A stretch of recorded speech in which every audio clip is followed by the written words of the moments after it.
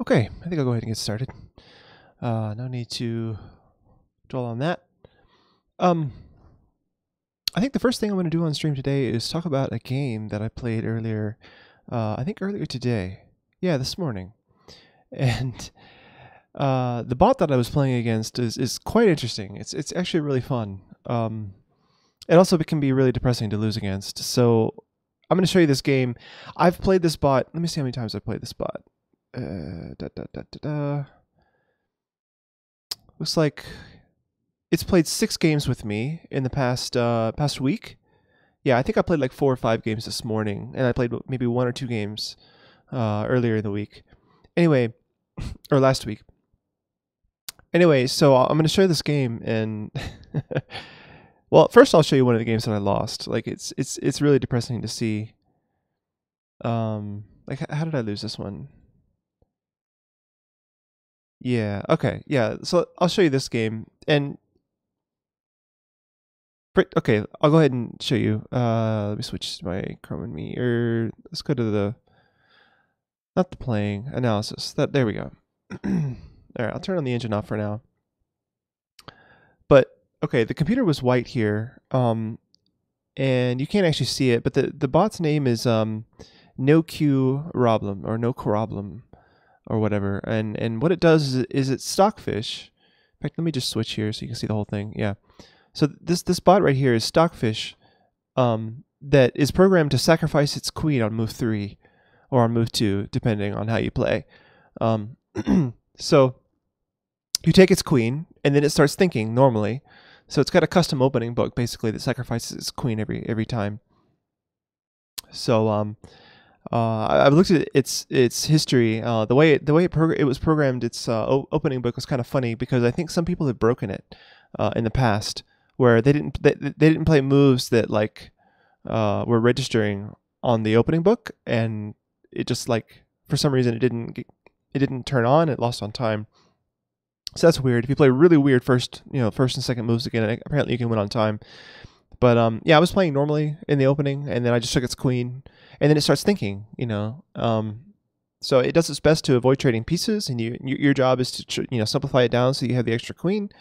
Sometimes you can get an extra rook or bishop if you sacrifice your queen or something like that. But it's really interesting to play because, of course, it's very difficult to win against Stockfish, even a queen up. So, so I'll show you this game. In fact, how do I flip the board here? There we go. So I was black. Yeah. So yeah, it's programmed to sacrifice its queen, and I learned to move my knight here to take it this way. Otherwise, it sacrifices it on f7, and you don't have the right to castle. So that's a neat tip to play against this bot. Make sure you can capture it with your knight. Your knight kind of just sits there or whatever. It's not a big deal. Okay, so we move forward. I'm just trying to develop, stay solid. Yeah. So there's the first minor piece that I was able to trade because these two are lined up, right? So even if he moves the knight, I take his bishop. It's no problem. Okay, so so yeah, my whole goal is just to trade pieces and be a queen up, right? So I'm opening files for my rook. Yeah, I'm just trying to slowly advance. Okay, here I lost a pawn. That's no good. And I lost the exchange. So now it looks like, I have a so it's a material imbalance here. I have a queen and a bishop for a rook. So it's still substantial. So this was a game that I lost, I believe. Yeah, this was a game that I lost. I forget how I lose my queen here, but it only plays bullet challenges, so you can't really just take your time and think. So I think its bullet rating is in the 16 or 1700s, and yeah, I think it must have pinned my queen here. Yeah, I didn't see that. So yeah, now it's the exchange ahead, right? It has a rook and I have a knight. So I just resigned here. There's no point. And plus he has passed pawns and everything. It's ridiculous. Okay, now I'll show you a game where I won against Stockfish, against this engine. And what's crazy to me, I'll show you the whole browser. What's crazy to me is this. Let me if I can move out of the way. These numbers right here. I requested a computer analysis on this afterwards. And apparently I played a 000 game here with 0 average standing pawn loss. I don't understand how that's possible. This shouldn't be possible. I don't know if there's something buggy with the computer analysis or what, but apparently I played a game with 0 average standing pawn loss. I really have no clue how this happened. Like the only blunder that was in the whole game was when Stockfish's opening book sacrificed the queen, and then somehow No Q Roblem played an inaccuracy, I guess, at some point, and then I didn't play anything wrong. I don't know. It's crazy. Like I'm kind of in disbelief. I've never seen 0 here before. Hey Fonza, how's it going, man? I was just showing this game where I played a 0 average standing pawn loss against this new bot, No Q Roblem. So I beat it in the last game that I played against it. I beat it, and I had this 000 with 0 average standing pawn loss, and without cheating. So I don't even understand how that's possible. But I'll show you the game really quick. So I was white here. So I knew that he was planning on sacrificing his queen on h5 and then on f2. So I put my knight on f3 and took his queen. Fonza says, I want to show you what song I'm listening to when I play against you and other Americans. Yeah, that sounds good. You can actually request it. Song request is on. So let's go into this so you can see the board bigger. So anyway, I took Stockfish's queen. And then it started thinking, all right, so now this is, from here on out, black is playing the best moves possible. And apparently, so is white, based on the computer analysis by Lichess. So I traded here, and I played queen here, trying to put pressure on these pawns, maybe stop the bishop from developing. That was my idea. I played c6 to free the knight. He still has to free the bishop. Okay, so I'm just developing.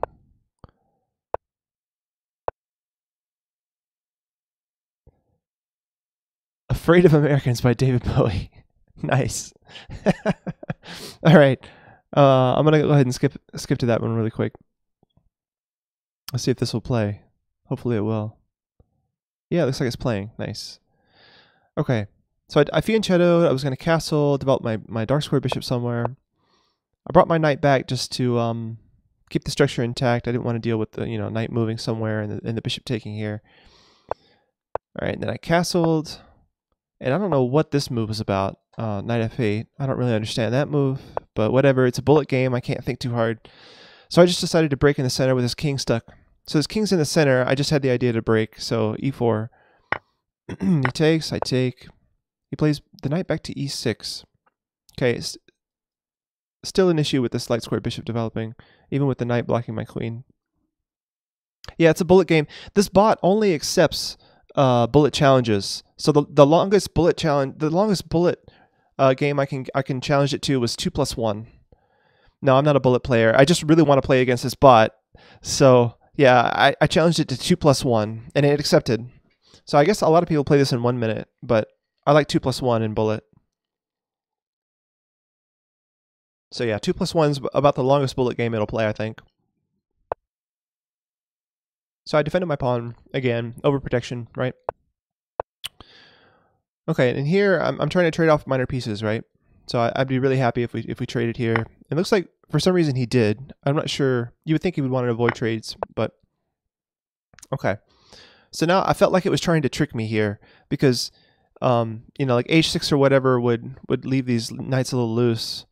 I brought my knight back, realizing that my bishop was here, so just trying to stay safe. Okay. Stepping away from the queen threat. Again, the queen was threatened. So he's getting active minor pieces, but I'm trying to push him back. One more trade in. So every trade I'm like a little success, little party every time we have one trade. So again, there's one more trade. And he takes with a rook, which I thought was interesting. I guess he didn't want the isolated pawn here. You beat several times and play over 2,400 in bullet. Wow. That's impressive. That's impressive. Is that your best bullet win on your profile? Guy in Box. Hey, how's it going, man? Guy in Box is another streamer. I haven't checked out his stream too very much, but you guys feel like it, give him a follow as well. So bishop g2, rook 88. So this is a bot I played. This is a game I played earlier this morning against this bot called No Q Roblem. Hey, Sonic Castle. So f4, I'm hitting his rook. He went backwards. I developed my rook, and then for some reason, something weird happened here. Oh yeah. So I broke through with d5, and then he just like traded everything off. I have no idea. I had no clue. I guess I'm threatening to take here, and that's why he took this way. But here I'm able to, you know, I have 2 rooks now versus his bishop. And this is really easy. He allowed me to sack the exchange. I don't think I took here right away, but I did take your next move. Yeah. And then I just ate both of these pawns, made a queen, and checkmated him. And apparently I played the fastest, like from here, I played the fastest checkmating sequence that was possible. Just by instinct somehow. Like there was no way I was calculating mate from here. I just happened to play it this way. And yeah. Checkmate. So if you look at the analysis here, it says 10, it just counts down from like 10, 8, well, okay, it's not quite at 8, 7, 6, 5, 4, 3, 2, 1. Anyway, so the point of this, if I can show the whole window here, I've never seen this before in my entire life. Again, you know, with someone, I mean, I swear I wasn't cheating. I've never seen 0 average center pawn loss ever on a human game. Like even Magnus Carlsen in classical sometimes gets 2 or whatever. I don't even know how that. There must be some fluke games out there that have repeated this or whatever, but this is crazy to me that that I got this. that just like thrilled me this morning. All right, let me catch up in the chat. I have PC problems, so I haven't streamed in a while. Oh no. Well, I hope you get that sorted out. I had some problems last month. I had to switch another computer. I had to switch a computer over to you know, repurpose another computer in my house to stream with because my streaming computer died last month. That was not fun. You practice some more and then create a song. I'm afraid of Chris.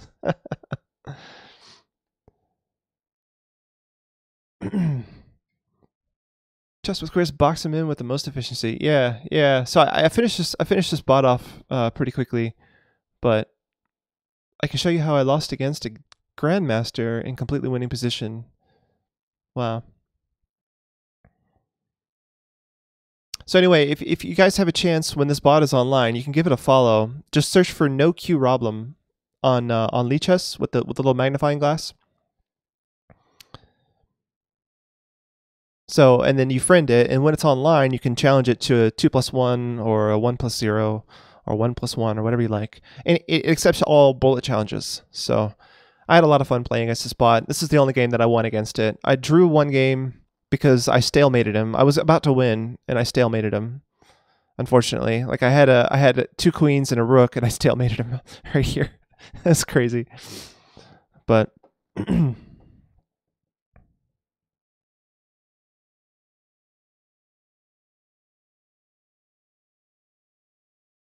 1700 versus 2600. And Guy Inbox, you're saying, oh, you drew a Grandmaster. Got it. Nice. So you ran out of time with when he didn't have any material. That's a common way to beat a higher rated player. So Fonzo wants to play me in 1-0. I gotta decline that, Fonzo. Sorry, man. I'm gonna play classical today.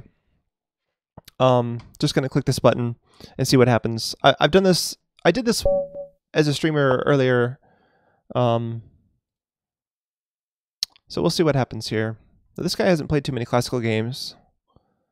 What is his okay, he's only played like 3 or 4 games. I'm gonna decline this. Sorry, man. I want someone with a more established rating. And Lichess will warn me or whatever if I do this too much. But yeah, I definitely only want to play against people with established rating. Let's try it again.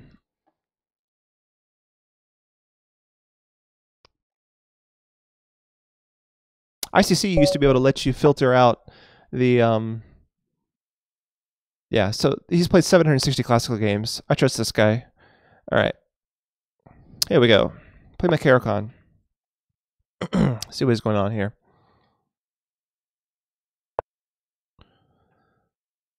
Okay, so knight here. This is a common move I see in in Blitz or Bullet because they're just preparing knight f3 because they're so used to playing that after e4, e5. Just attacking this pawn. It's like they don't know what to do with the Caro-Kann. You're supposed to play d4. I'm not really sure what knight f3 is supposed to do against the Caro-Kann. It's not a move yet. It's not a move I don't think is very normal.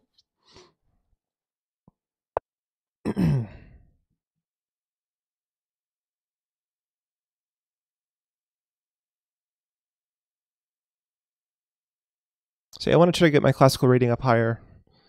It dropped below 1900 earlier in the summer, and then I just stopped playing classical for some reason. Okay, so now we're transposed basically into an advanced Caro-Kann where he played an early knight f3. Then I pinned it. Okay, and I think my idea here is to play e6 and c5. So let's go ahead with that. Sonic Castle, don't know which song to choose. Another card that are the same. Yeah, feel free, man. Any song request you like. That's what I'm here for.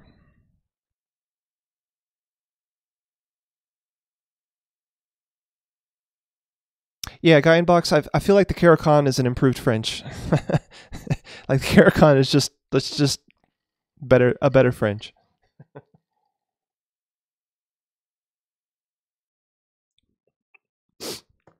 Yeah, the Caro-Kann is amazing. I played it. I switched to the Caro-Kann against d4 because I played the Semislav against d4. So it just felt natural to keep with the structure. At least to start out with, right? You obviously the structure changes in the future, but all right, I'll go play c5 now.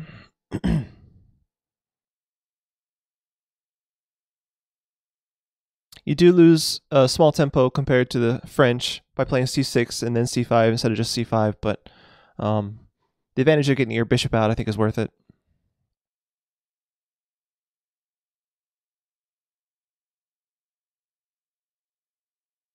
Well, Guy in Box, we all start somewhere.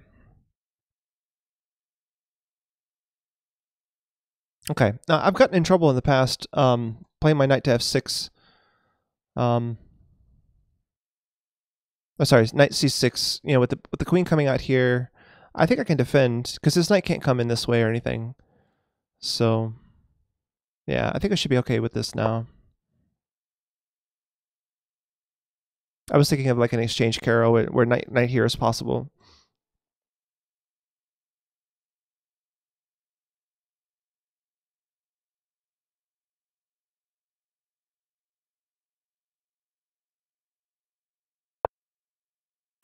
Learning out of order. What do you mean? Like you learn tactics and stuff?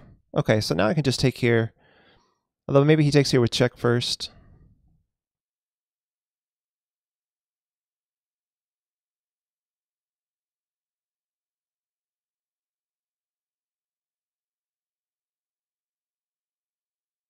I gotta say, this is not the best cover. Or is this even the cover? Is this the original? Like that singing wasn't perfect to my ears.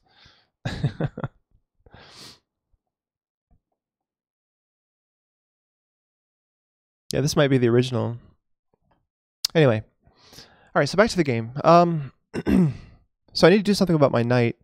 If I take here and he takes here, he's winning a pawn. Because he can go back here and take with check. So I have to deal with that first.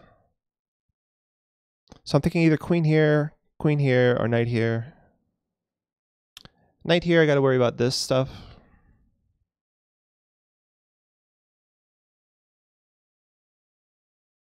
I think maybe I just defend my knight and then plan to play a6 with tempo on the bishop. I should be fine there.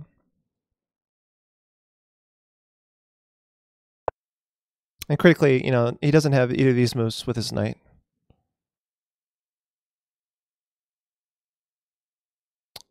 Aha. Okay, so it is a German cover. Yeah. I just heard some imperfections there in the vocals. I'm like, oh, that was a little bit cringy.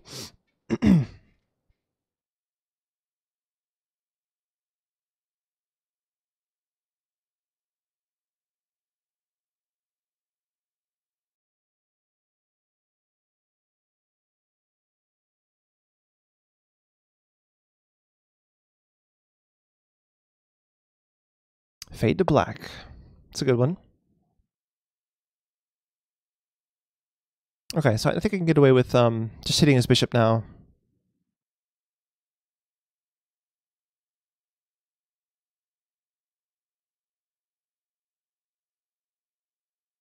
Although, to be fair, I'm not actually threatening to take it because my rook is hanging.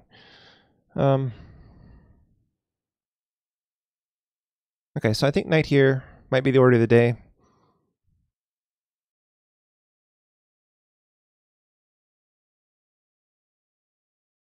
That's annoying. Maybe rook over. Play the rook over to c8 and then plan a6.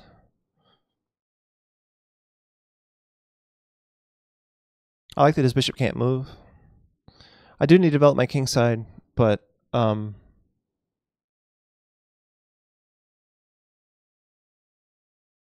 his queen over here, I think my king side, I don't know. I mean, the knight coming in here would be really nice. Put more pressure on this pawn. But I really want to play a6 to deal with to resolve this tension here. Maybe take some space on the queen side. Excuse me. Yeah, if I can get b5, a6 and b5 with tempo on the queen, I'll be happy there. Although with the rook here, a6, b5 is not possible because the queen takes a6. It shouldn't be the end of the world though. Just a6 is enough. He'll have to pull his bishop back or trade, and either of those things are a victory in my eyes. Okay, so queen c8. You're learning this song on piano. Nice. I also play piano. I don't know if you guys know that about me. Some of my profile somewhere online says that I play piano. I think on my Lichess profile it says that I play piano. And I just got a new piano for Christmas. My wife and I decided to buy a piano with a loan. We'll be paying for that piano for the next year. But man, is it worth it. I've been playing on it nonstop for the past week. So excited about it.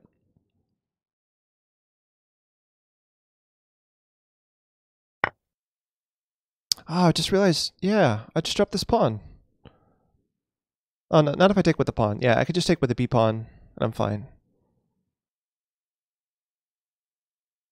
Yeah, if I take with the queen, I drop this pawn, but taking with the b pawn is fine.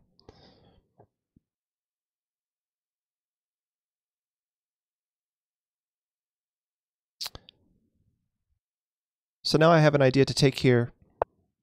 When he recaptures, I can play c5 again. But I got to deal with my king first. So maybe knight out. Knight out like this. Well, if I put my knight here, he's got this. I'd have to trade, which is fine. Actually, yeah, that is totally fine. And him taking here is not an issue. That's not an issue at all. Yeah, dc5 is not a problem. I'm gonna take here because it weakens this pawn too much.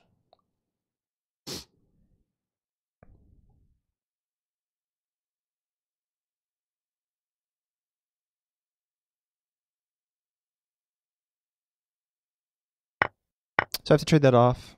And then knight here, possibly.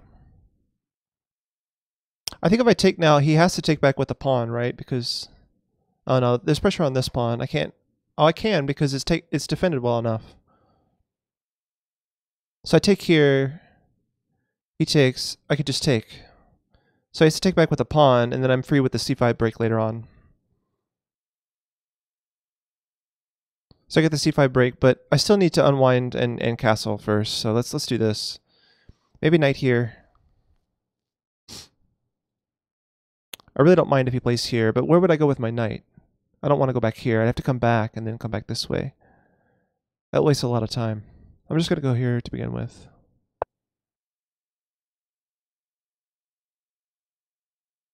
But not bishop e7 and finally castling.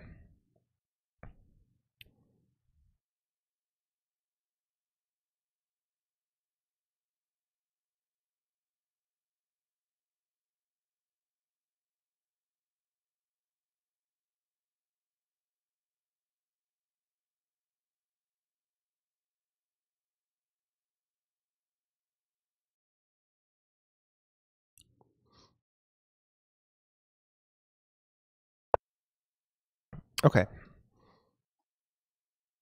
So if he takes here, I can take here.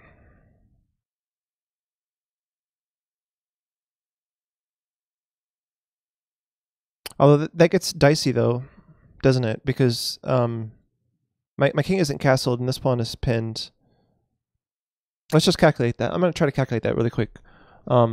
Takes, or no, like say rook e7, sorry, bishop e7, takes on c5, take here.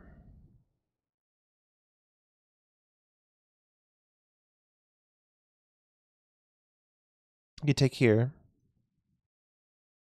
I'd have to take with the queen in that case. Wait. What am I talking about? That's not a bishop there. It's a pawn. So you take there. I take here. Put the bishop here. Yeah. That's not too bad.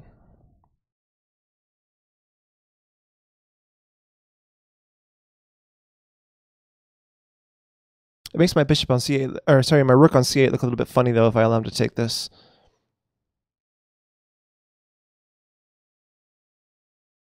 I could take here. If he doesn't take back with the pawn, he's in trouble. But if he takes back with the pawn, I think he's fine. Like, I still have to go bishop e7.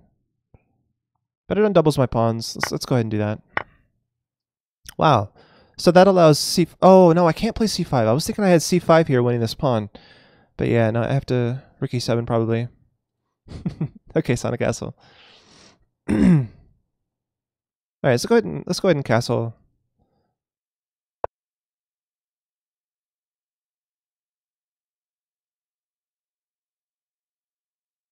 Oh, he's starting this pawn. Oh, but he can't take it though because of the rook pinning the... It's a poison pawn for sure. If he takes with a queen though, what happens then?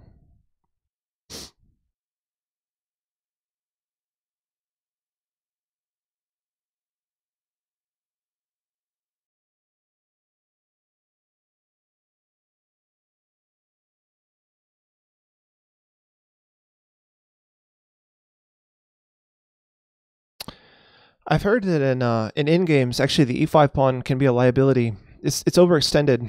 Like the knight is tied down here to defending this. I was reading that in a book the other, and I didn't completely understand that idea, actually.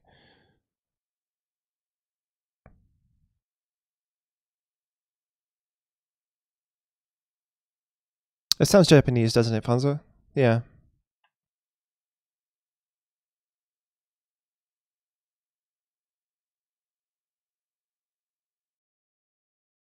So I'm thinking about c5.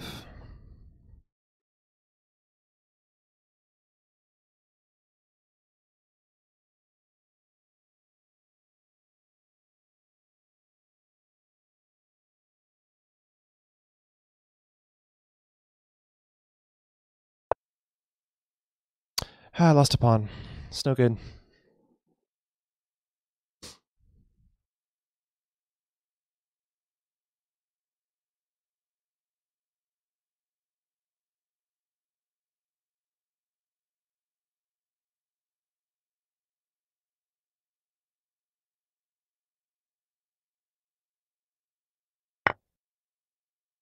Alright, so now we have Metallica.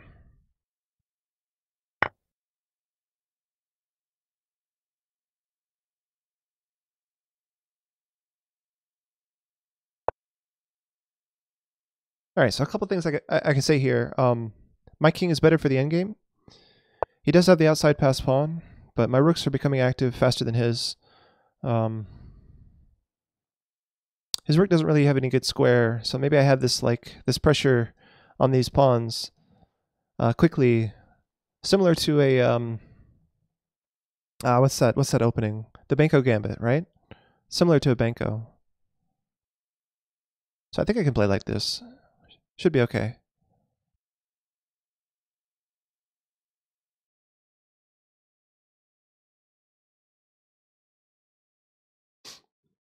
So he has this liability to take care of at all times. I'm going to have pressure on the A and B files, one way or another.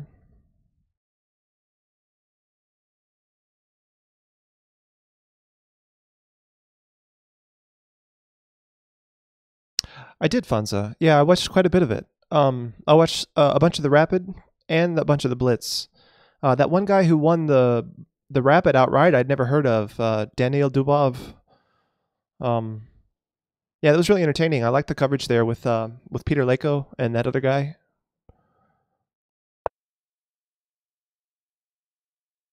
Yeah, they had a Ukrainian grandmaster and Peter Leko doing the coverage for that. I thought it was really entertaining.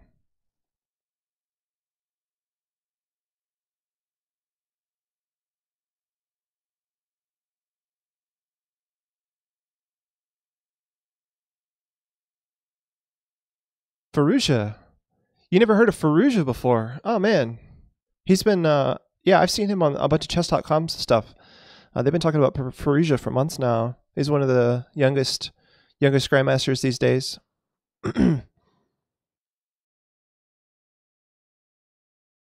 He's won some like chess arena tournaments on chess.com. Some like blitz and bullet stuff.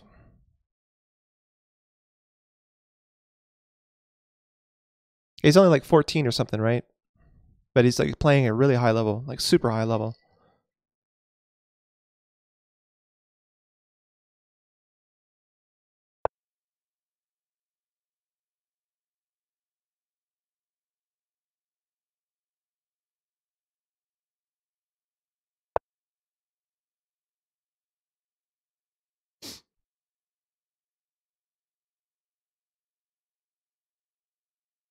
I have to realize that this pawn is pinned. I have to take care of that. I like the idea of my bishop coming here. More pressure here.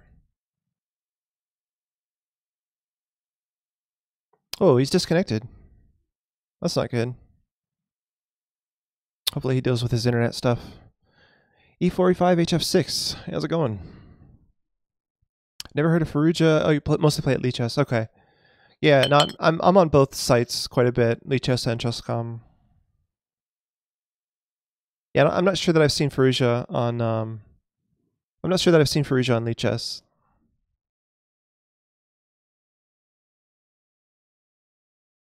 Yeah, thanks for the follow. E4, E5.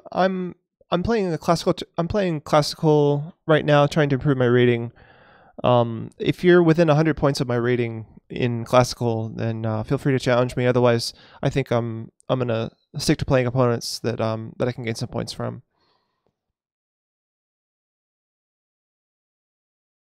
So you're a classical 1900 player, then yeah, feel free. Oh, and Rapid.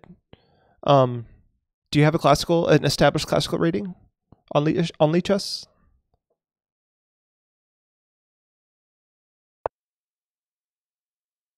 Okay, so he's back. All right, I think I can play rook here to. You have 1500 ? Classical. Yeah, not too many people play classical. That's why I ask. I mean, there's no tournaments in classical chess outside of the 45-45 league, I think. All right, so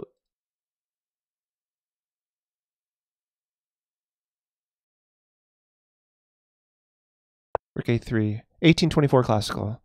Yeah, that's probably good enough. Send me a 1515 or longer. Maybe not much longer than 1515. We could probably like a 2010 or something. Yeah, send me a challenge. We can play after this game. Yeah. If the FIDE classical rating it trumps everything, right?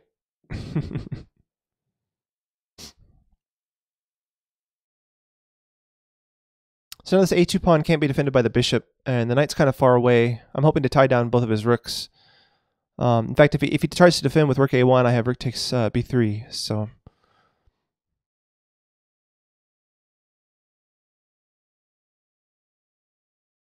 yeah, my next idea is rook a8, pressure on a2. My starting standard FIDE elo was 2099. That means you played a lot online and studied before your first FIDE game, right? How long had you been playing before your first FIDE game? Just curious.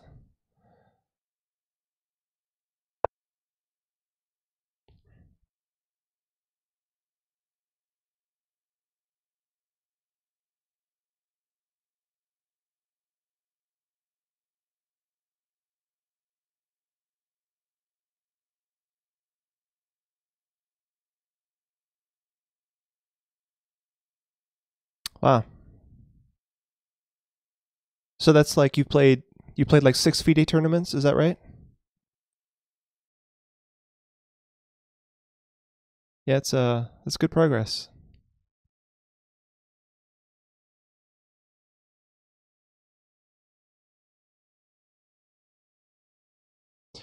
I do. Yeah, E4, E5. I usually go over and check the game really quick, um, just to see where I might have messed up, that kind of thing.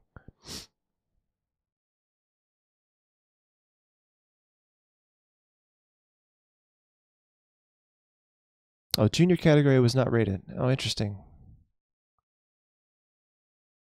Had you played very much slow chess, Fonza, before starting with FIDE? So were those junior games, were they like classical time controls, like 90 minutes and stuff and whatnot? Because I haven't played really long chess in a long time. Like for the past 5 years, the longest game I played is this current 15 time control. Um, I haven't I haven't played anything longer than 15 since probably since 2010, 2011 maybe. Yeah, good. Yeah, I need to start playing longer games. I think I have some really bad habits of playing mostly on intuition. Um, okay, yeah, so now I could just take on b3. Um, takes and takes. It takes on b3 with the threat of c3, but maybe he wants to trade rooks for some reason. I can't imagine why that'd be good for him. So I win my pawn back here.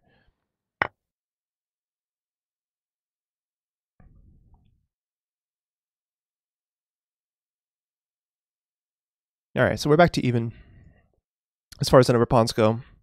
But I feel like he has more targets than I do, so I have the better position. Now that my pawn is one back, I feel like I'm winning again. Just because he has weaknesses and I don't. Relatively. I mean, I might have some weaknesses, but I think his isolated pawns and his too far advanced e5 pawn should be good for me.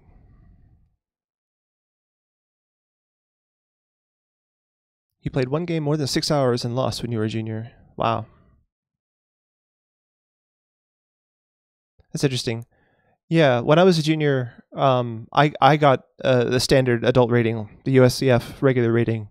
So I've been rated in my national category since I was like 11 years old or 12 years old. All right, so he wants to trade rooks. So that actually corrected his pawns, right? So that's good. But now I get the rook behind his pawn here. And how does he defend this pawn?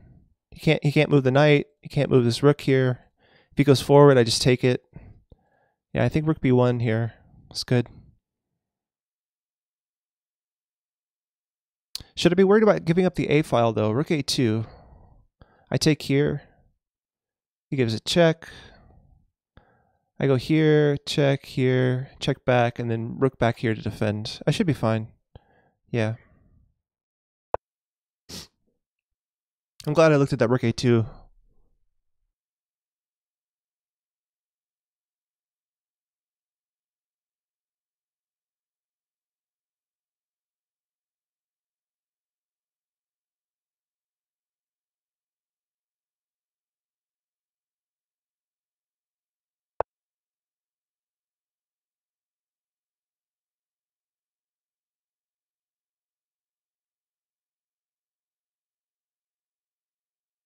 Okay.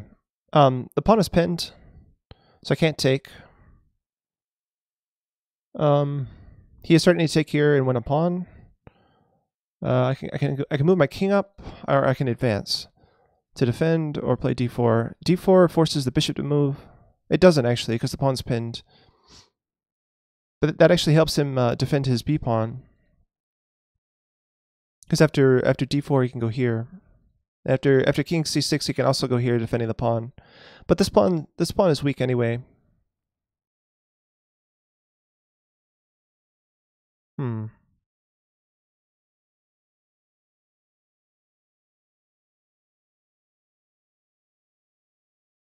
I think I'm tempted by this.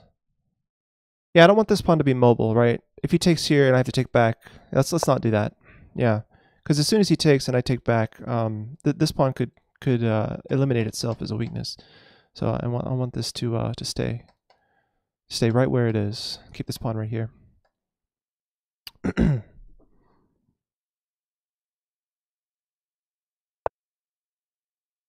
right. Yeah. So he's defended this pawn successfully.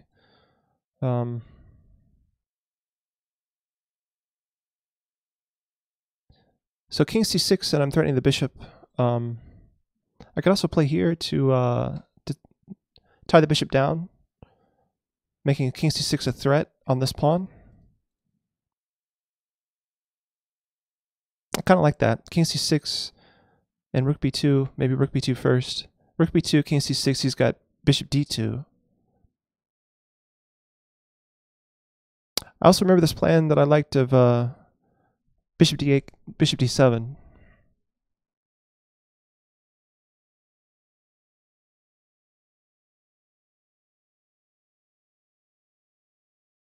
I like this song. I remember that when the original of this song was popular. I was dating my wife. We like listening to this song together. Good memories here. White boy rage. Yeah, sorry, Wolf. You can't request more than 3 at a time. Sorry, man. Okay, so I think rook b2.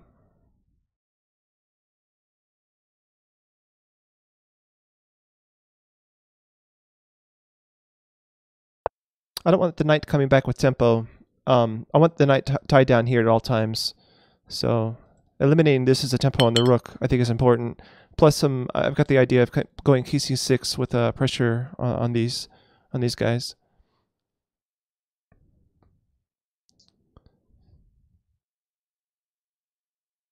Simply trying. Thanks for the follow.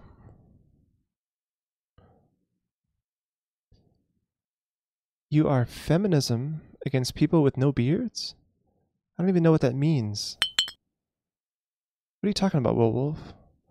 Lifeton, I said to someone earlier that I'll play against you if your rating is similar to mine in the classical category. So within 100 points of my rating in the classical category, if you're close to 1874, between 1774 and 1974, then I will, I'll accept the challenge right now. Right now, I'm just trying to play classical chess on Lichess right now, trying to improve my rating, or at least learn something, right, if I lose.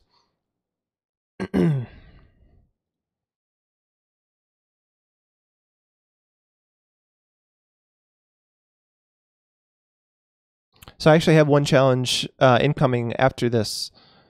E4, E5 wants to play classical against me. Yeah, road to 1900, something like that. Wolf, maybe even road to 2000. We'll see. My rapid rating went above 2000 here a couple of weeks ago. It has since fallen back down, but maybe my classical rating can go up higher. We'll see. Do I want to play white? I don't have to play white. It's okay. All right, so he's played bishop d2 before king c6. I guess I feel like he might have an idea of coming here. So I kind of want to stop that, actually. So like this move now has a purpose beyond coming here, right? It takes away his idea of the active bishop, coming back behind these pawns. So by fighting for this a5 square. So bishop here with the idea of coming to c7 and stopping a5. That seems right.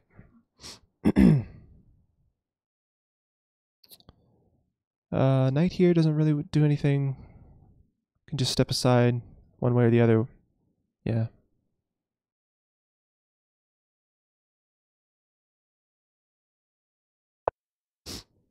Seems good.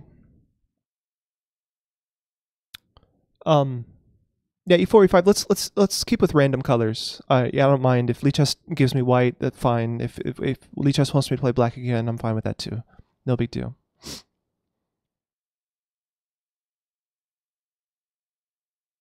It snows on New Year's Eve, but not Christmas where I am.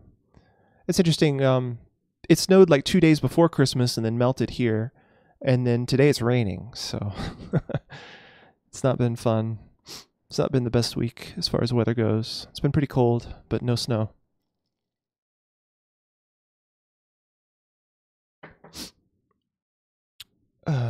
Alright, my opponent seems to be playing more than one game at a time. He keeps disconnecting. Okay, now he's back.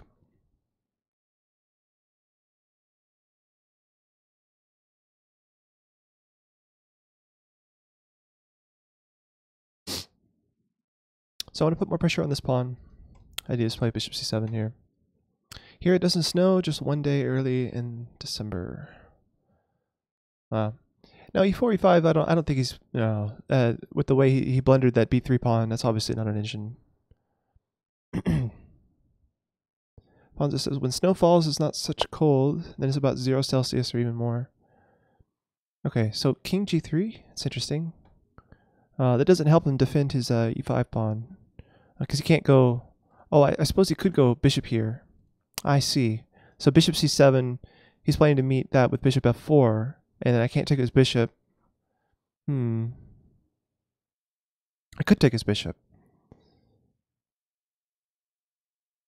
But actually the f2 pawn falls in that line, right? So bishop here, knight takes, king takes, rook takes f2.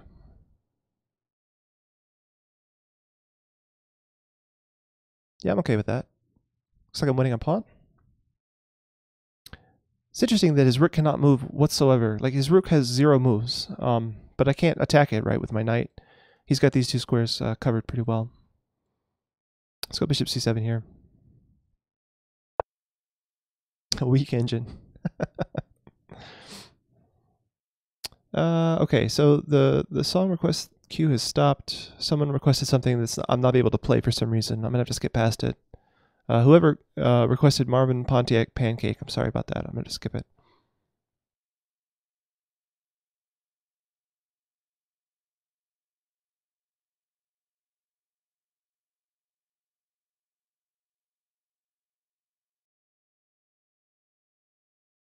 Is this a song? Must be some kind of music video that starts off with not music. Okay, that's kind of messed up. Jeez. Okay, this music video is like awful. But okay, we'll listen to the music. I'm not going to pay attention to the video.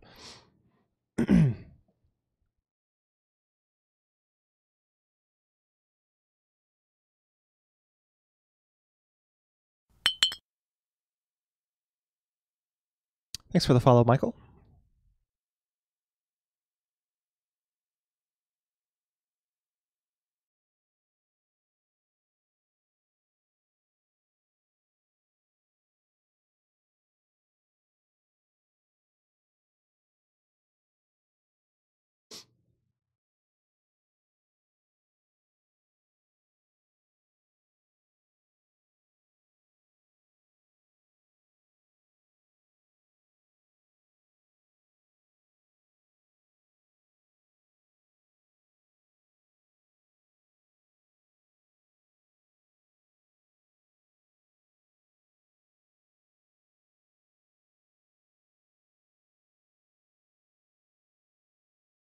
I'm beginning to understand what the author of the book that I was reading was talking about when he talked about that e5 becomes a weakness in the endgame, because it's tying his pieces down. Like his knight hasn't moved the entire middle game. After we traded my bishop for his knight, this knight has been stuck on f3 guarding the square for the entire game. So I'm tying his pieces down. I sort of understand that, and you know, maybe I'm winning a pawn here because of this pressure as well. Because he can't move his rook to defend it, and if his bishop defends it, I get the f2 pawn. Takes.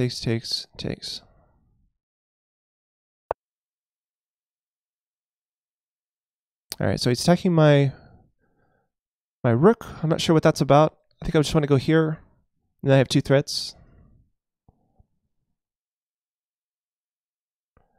I kind of expected bishop here. Yeah, I think rook here is necessary. I guess he has ideas of b4 actually, because I can't take it as I lose the d4 pawn. But actually, with the rook on c2 after b4, I can take on c4, so that's not a big deal.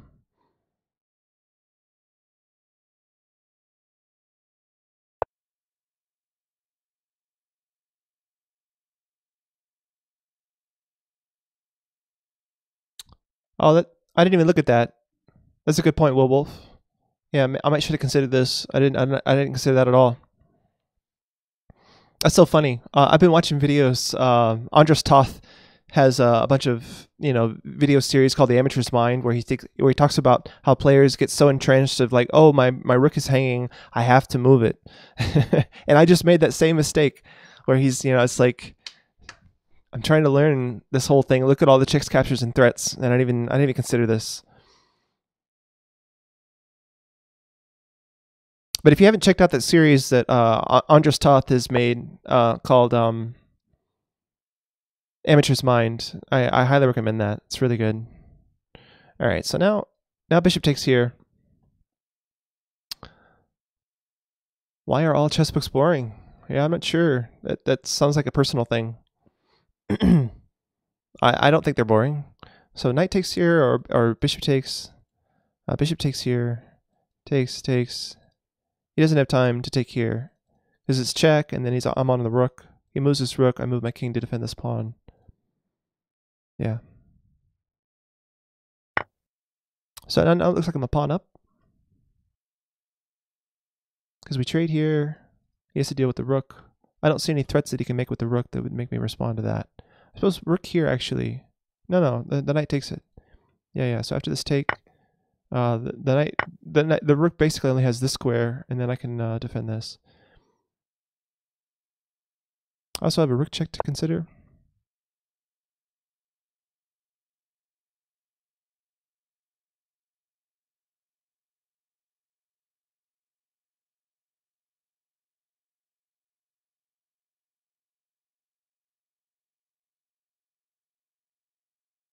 I'm not sure if rook check or king up is more accurate.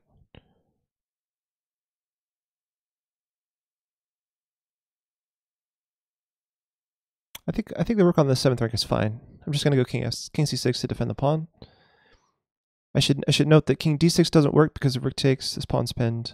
So king c6, only move that really defends the pawn.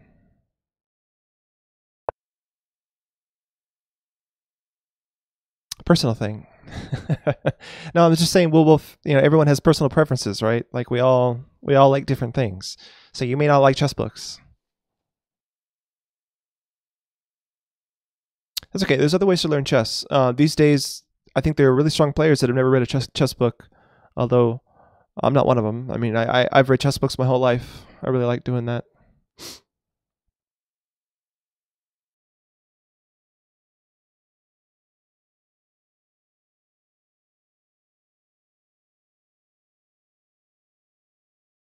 Fonza, the command is exclam song, not current song.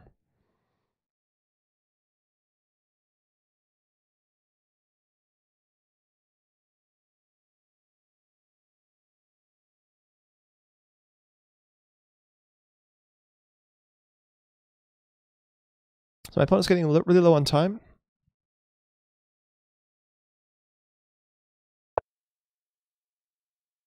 Okay, so now he wants to trade He wants to trade off the rook. I guess he thinks the bishop is better than the knight. I think I can just play e6. Sorry, d3. I can play d3 here. If he trades, I get this advanced pass pawn. Although, yeah, and then I have knight here to help promote it. But if he doesn't take the rook, maybe he gets his king in here, and I'm in trouble.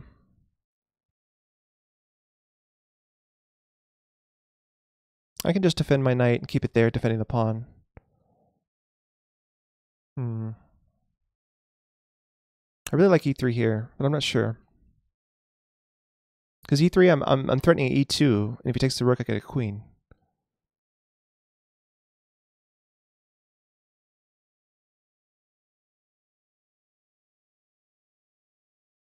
Although e2, rook e1, and what am I doing? Guess I could go like knight here and here.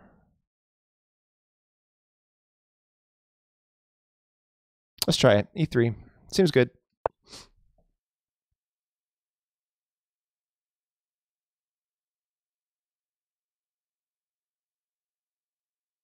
Oh, he signed off again.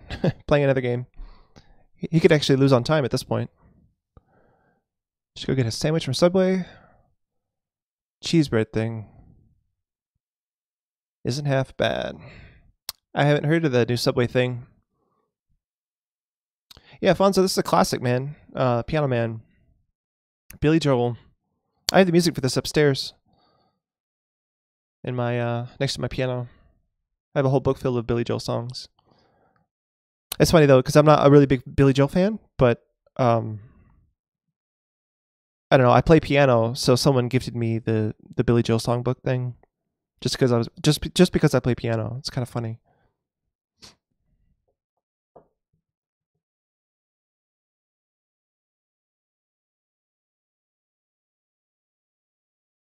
Fonza, I do believe you have requested some Serbian music before. I don't know which one you're thinking of, but yeah, we have done the whole Serbian song thing before.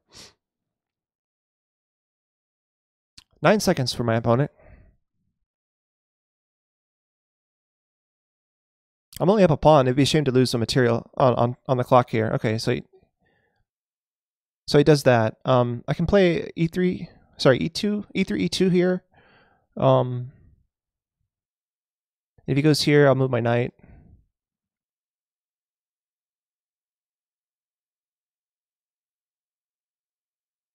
I think I'll just play f6 though, defending my knight. It's fine. This check doesn't really do anything, does it? He takes my knight. I push pot. Yeah, no, that's no good. This check doesn't seem to lead anywhere.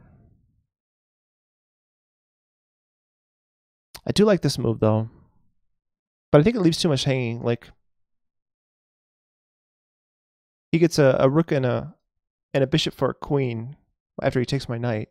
So here takes queen here. Oh no, I take his rook. That doesn't work. So here he has to go there, and then I move my knight with check, and then I'm coming here. But his rook and king converge on my pawn before my king can come in. Yeah, I'm probably trading off my really far advanced pawn for one of his pawns at that point. So let's just play f6. Should be okay. If he goes here, I'll play check, I guess. Then I'll take this pawn. I can still go check, taking this pawn. Seems good.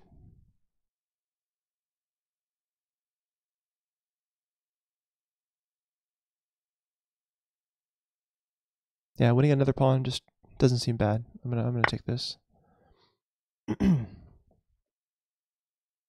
Okay, so again, another song that I can't play for some reason. Layla Layla. I have to skip past that. Sorry about that.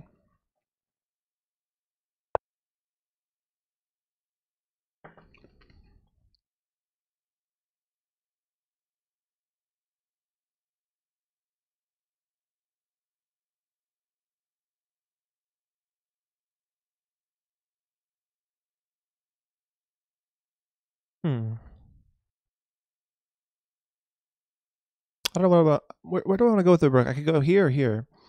Both of those seem logical. I'm not sure I want to kick the bishop somewhere. Like the bishop comes back here, that gives me a headache. I don't want to force it back there. So maybe a rook here. But what is the rook really doing there? Here the rook might be considered to be taking, cutting the king off, but I'm not really sure. Should probably just make a decision. I don't want to get too short on time here.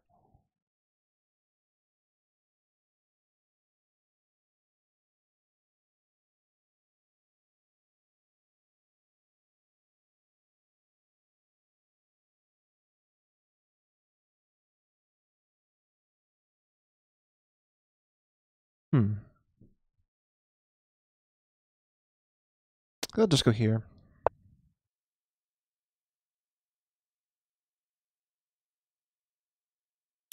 Can I show you where there's never been a trumpet Christmas?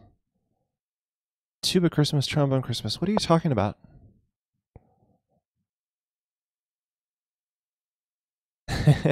Yeah, that's a rule.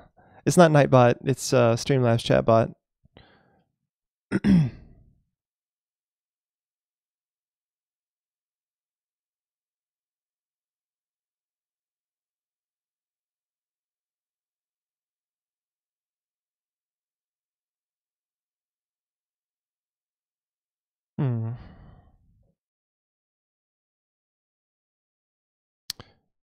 So I had an idea to play the pawn here just to, you know, box in the king.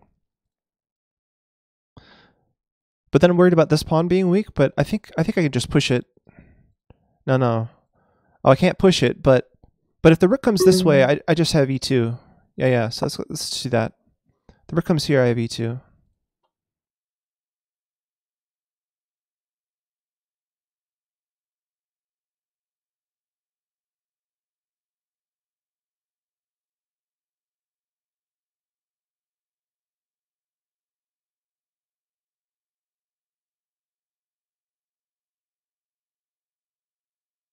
Only a minute left.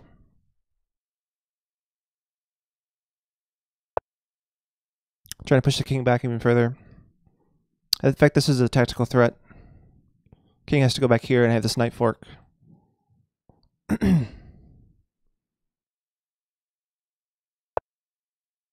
Okay, he just walks right into it anyway. GG.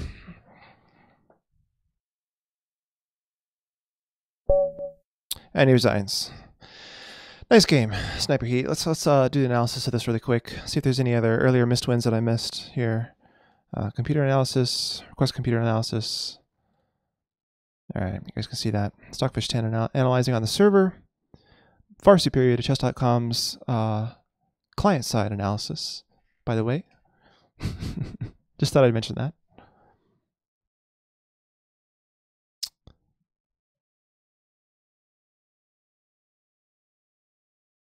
So Wolf, was that like a troll thing? Trumpet Christmas or whatever?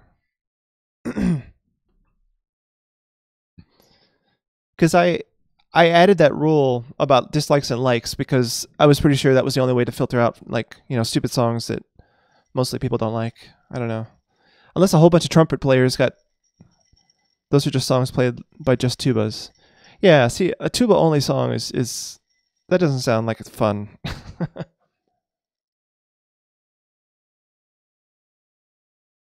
Lifetime is song list. There you go. Beowulf or Wolf? It's a good question. Okay, so let's look at the graph here.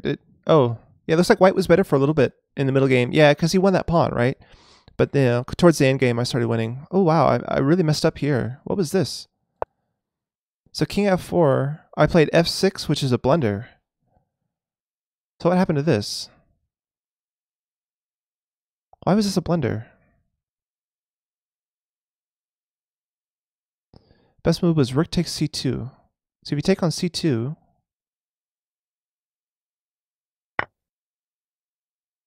d takes c2, king e3. Oh, I can't defend the pawn. Ah, because the bishop, you know, I'm not promoting. Wow. So he wins his pawn back, and it's almost equal. Jeez, that would have been bad. I'm glad he didn't go for that.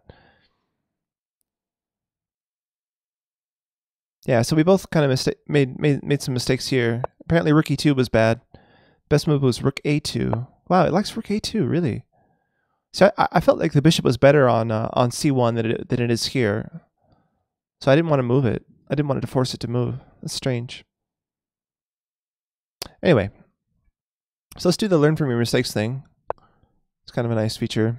All right, so it says rook c8 was played. Find a better move for black. I don't know. Knight up? Let's go to the analysis view.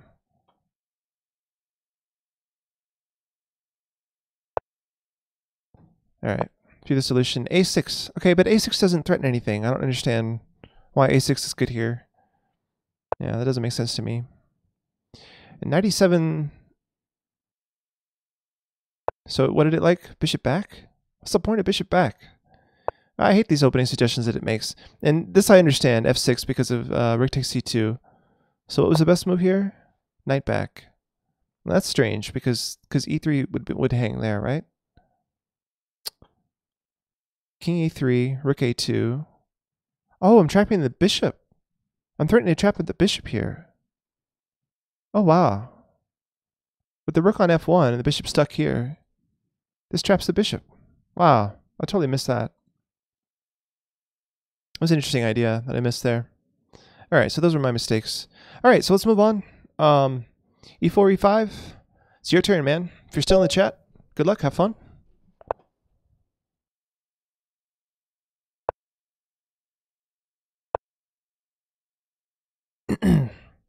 All right, so this is the standard reply to the Caro-Kann.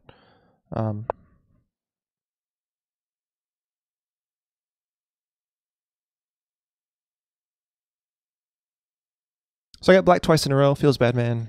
Unlucky. Never lucky. Okay, knight c3 is a classical line.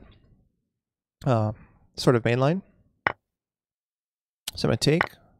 We can go ahead and enter the main line. Bishop here seems okay. That's what I play. There's a couple options for black here, but bishop f5 is what I play. And I've started playing this line in Blitz with knight f6, but I don't think I'm going to play that in a classical game. Knight f6 is a kind of funny thing because they take your bishop and then you win it back with the queen. But then the queen, you lose some tempo with the queen being there, and yeah, it's not fun. So yeah, in a Blitz game, it's fun. You just play it because it's whatever. But in a classical game, I think I'll just play the standard book line.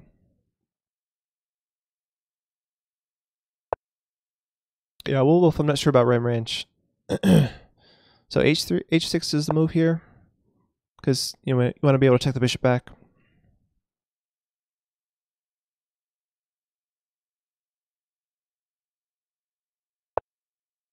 This guy seems to know his Caro-Kann theory.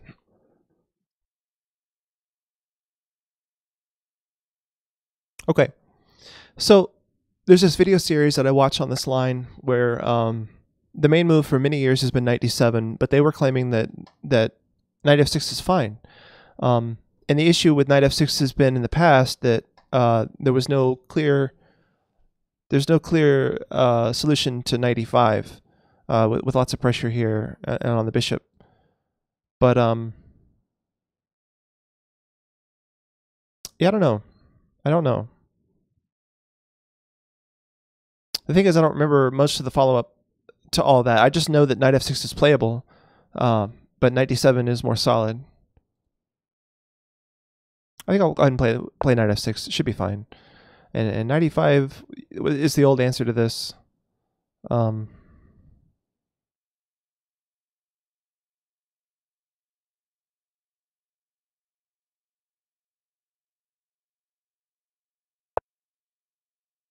Okay, and here I'm just supposed to trade bishops. It's no problem. All right, now e6. And yeah, I think I'm out of trouble. I'm solid now. I'm gonna go for bishop e7, c5, knight c6. Probably castle. There are options in this classical line to castle queenside and launch a kingside attack if white castles. Like if he castles here in this line, that might be an idea. But we can both keep things open. Like if he plays like bishop d2 and I play bishop e7, you could still castle either way. Could make the game more exciting for opposite side castling. I'm not sure.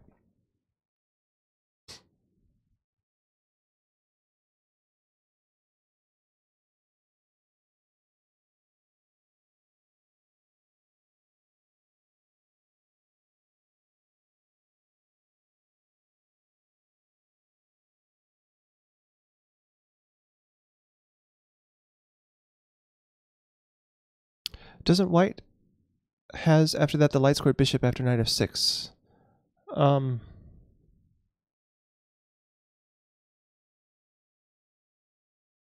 Sonic Castle, I think maybe you're talking about the line with knight e5 and then taking the bishop. Yeah, that can happen. That can happen. White pushed to h5, then black did bishop h7, then the white. Yeah, Wolf, that's a common line, where you push the bishop back and then, yeah, they trade here. That is a common line, but the h4 pawn is fine there too. Like, it doesn't need to be pushed forward. But it's kind of a free move. Like, white would have gotten this move for free, basically. We would have had the same position with the pawn on h5, so him not doing that was maybe a slight inaccuracy. What do I do against the hillbilly attack? I have not heard of that. I'm not sure what that opening is.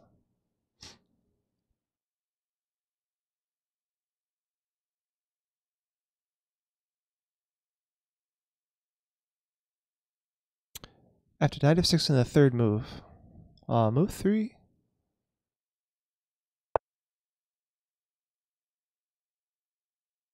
On move 3, I was attacking his knight, right? So he had to play back to knight g3. And then I played bishop to g6 so he couldn't take it. I'm not sure what you mean, Sonic Castle.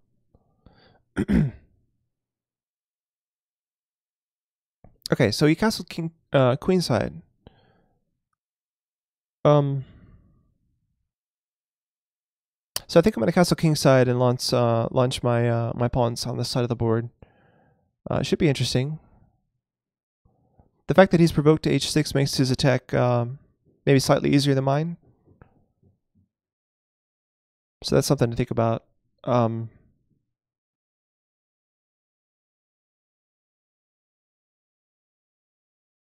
think I should be fine. Just want to play c5.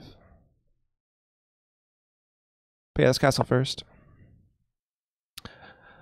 Lifetone says 1790. Yeah, that's totally fine. Yeah, I'll play you if you're 1790. Yeah, I mean, if I beat against this guy, I might go above 1890, but whatever. Yeah, it's close enough. It's close enough.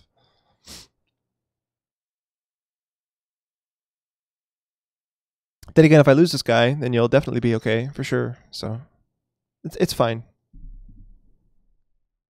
But, I mean, this game could last more than half an hour, so... Sorry, you might have to wait, but...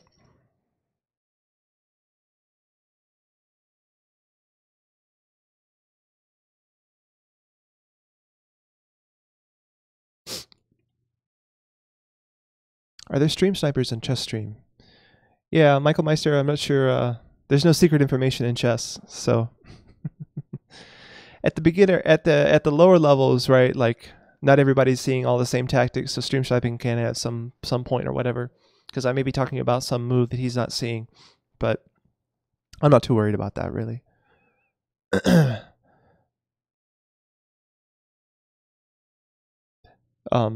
issue with stream sniping in chess is the delay can actually work against you, because I might be talking about something about the move before by the time the video gets to him.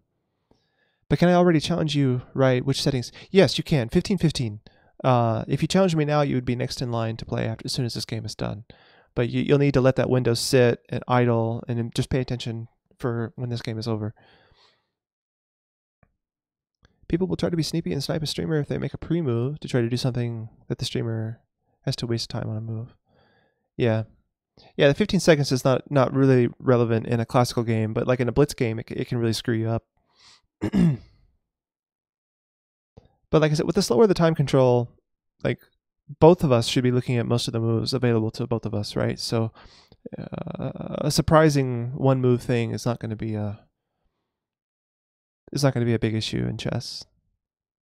Okay, so Sonic Castle says I'm in after e4, c6, d4, d5, knight c3, de, knight takes, bishop f5, knight g3, knight f6. Wait. Okay, that line, no. So it's knight g3, bishop g6, not knight f6. You don't play knight f6 there. You play bishop g6. Yeah, Lifetone, sorry, yeah, it's strong. Again, with another song that for some reason can't play, so I'm gonna skip it. Okay, so here we go. All right, so knight here.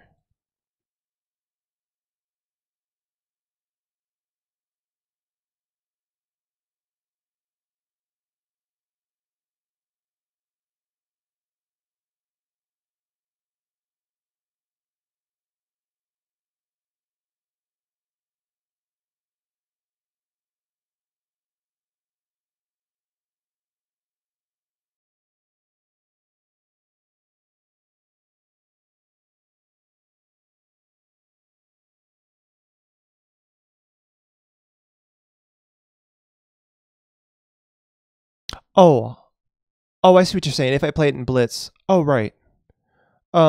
Is it bad because white keeps the light square bishop? No, not necessarily, because black's light square bishop is so bad. It can't really do anything in the structure too much. Um, black gets white gets their pawns on dark squares for the most part, and the light square bishop is fine to get traded off. The two bishop pair. This structure is not going to open up too much for the bishop pair to be a big deal. That's my experience anyway.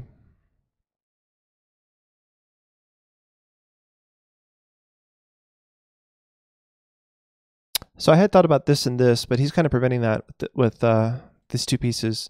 I could take here and then go here, but then my king feels kind of naked. With knight here, I'm prepared to take back to keep my knight, my kingside defender, and I'm also prepared to play c5. So let's go here. Yeah. So Sonic Castle, I am trading a knight for a bishop there, but I'm not worried about it. Playing this opening. Like you can see here, I don't have my light square bishop, but neither does he. But even if he had his light square bishop, I'm not too concerned about that.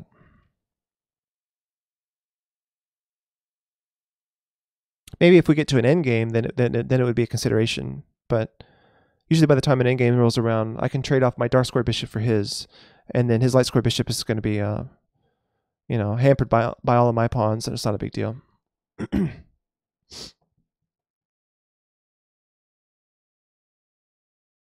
Plus these pawns are mobile, right? I can move them on dark squares if he has a light square bishop.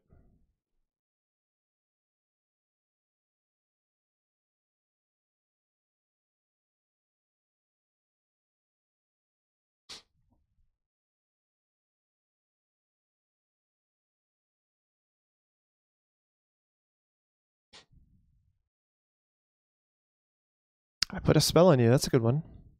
I like that song. Oh, someone requested "What a Wonderful World." Huh, Wolf. Lots of song requests there. Wrong version. So Wolf, if you put exclam wrong song, it'll delete your last request. It's exclam wrong song, all one word. Oh. There you go. Now you should be able to request the clear one, the Credence one.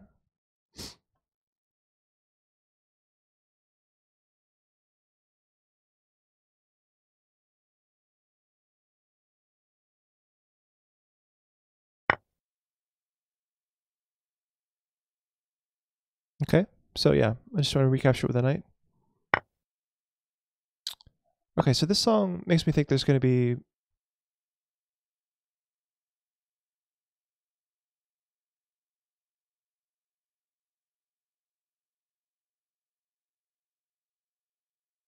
So I'm not sure if this is a clean version or if there's even bad language in this. I like the song, so I'll keep it on for now. So knight here.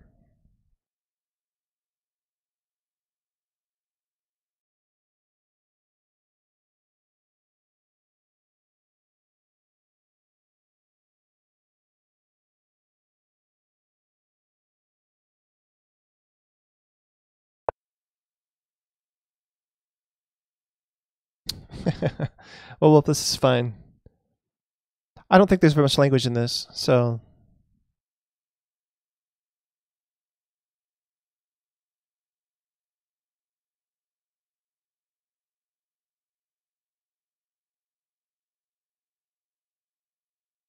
This was one of the few like hip hop songs that got out of the hip hop world when I was growing up. So I've heard this song my whole life.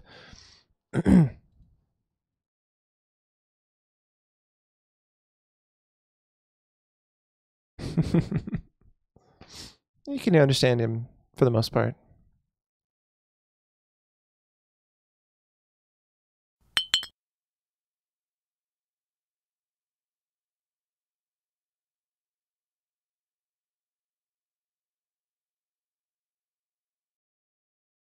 Yeah, I like a variety of music too.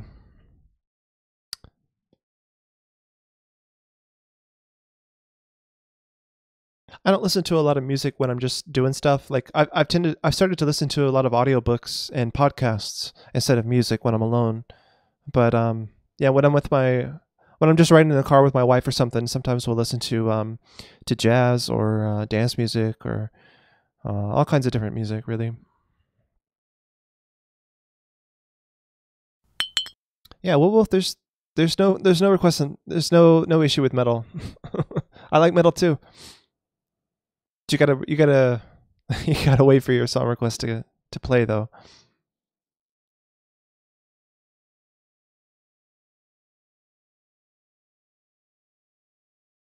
San Diego Napoleon. Wow, that's interesting. So you're replacing your. Yeah, nice. That's a different way of using that request. I wonder if you can use wrong song more than once, like wrong song, wrong song, wrong song, and just remove all three of your requests. I've never tried that before. Smells like Teen Spirit with jazz. Well, that's cool. I'm not sure who Paul Anka is.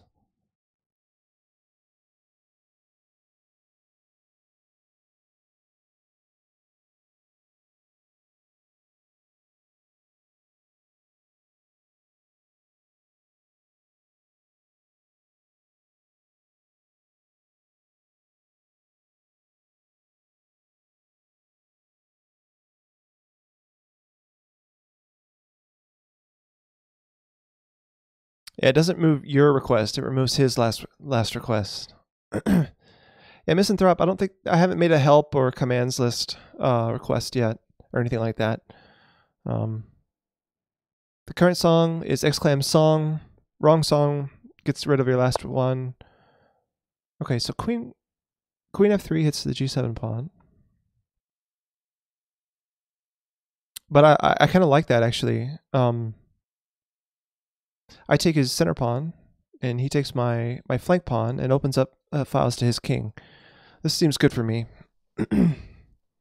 This pawn could be weak here on d4, but again, I think what matters mostly is the attack on his king side. He doesn't have any open files to my king, and I'm about to have an open file to his.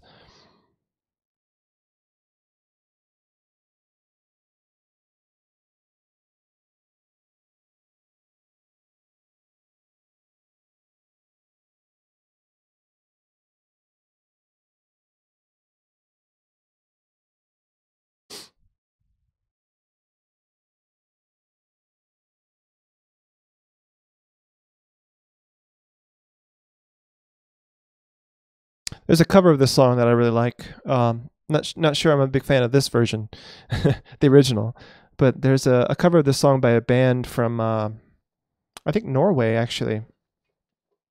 All right, I don't know. I think the different members of the band are from different countries, but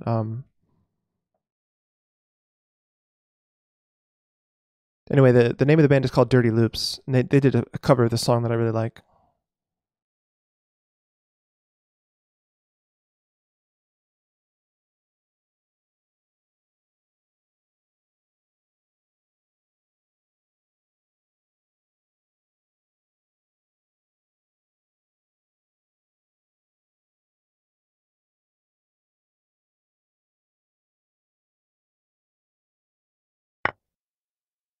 I'm gonna go for this.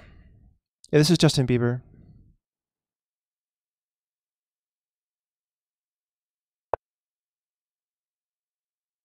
Oh, interesting. He doesn't take G7. That's okay. So he's playing G5.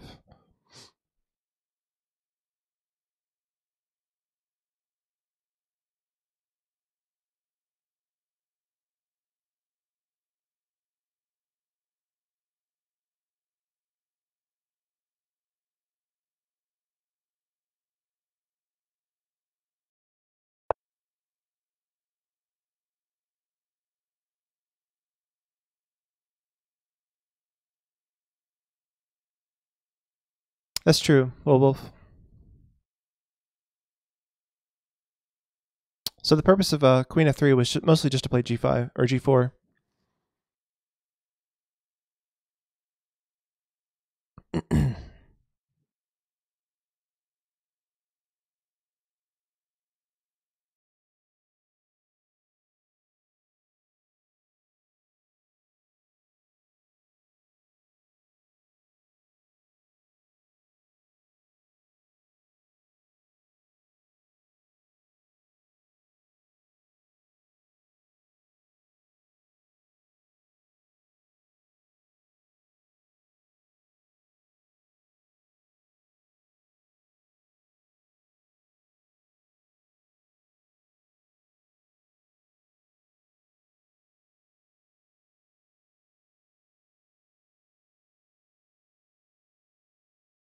Well, Wolf, you have 3 song requests, right? So wrong song only deletes the last one. Your first 2 remained untouched.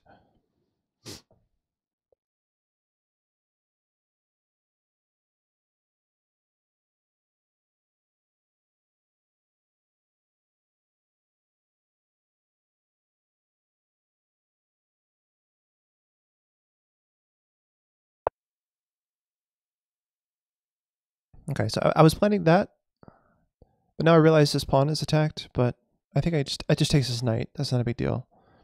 So yeah, I go here, and he actually can't move his knight. I think he needs to support it with a rook.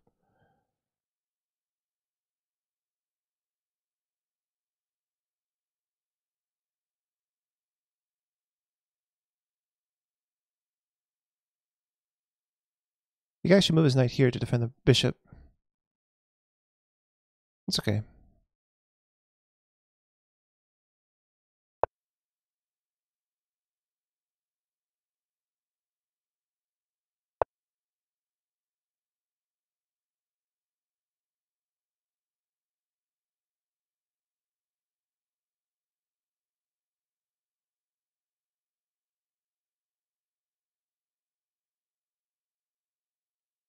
Get my rook into the game with tempo. Can't be bad.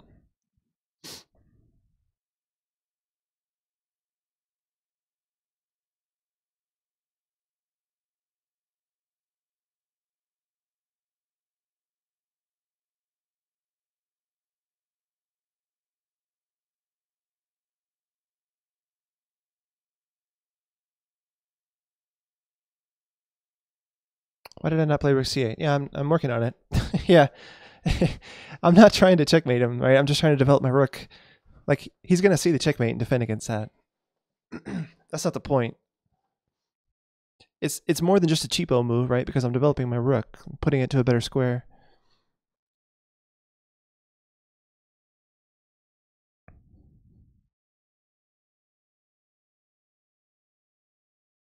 So last move I didn't want to play the rook.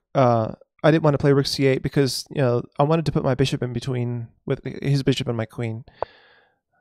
So okay, now his bishop is hanging. I can move my knight here and maybe prepare something like this, the double attack. So knight here threatens to go here and take his knight and take his bishop. That seems good.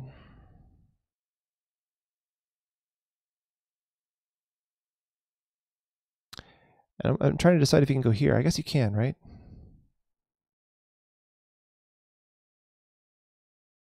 Because takes just takes.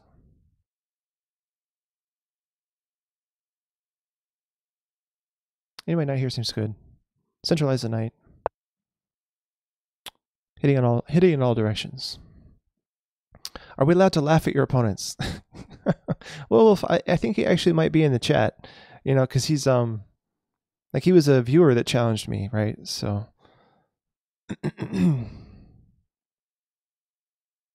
so that may not be the nicest thing to do. Yeah, if it wasn't a viewer, then yeah, I'd say go ahead. But yeah, my opponents are people too, right? Usually they're people. In a perfect world, they're always people.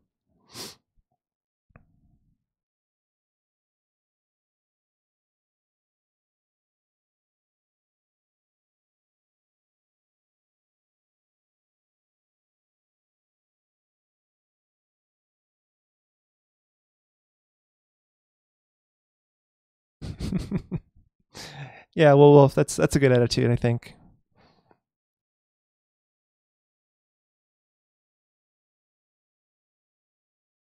Misanthrope says I'm about 1150. So I might ask stupid questions, but isn't putting pressure for checkmate generally a good thing?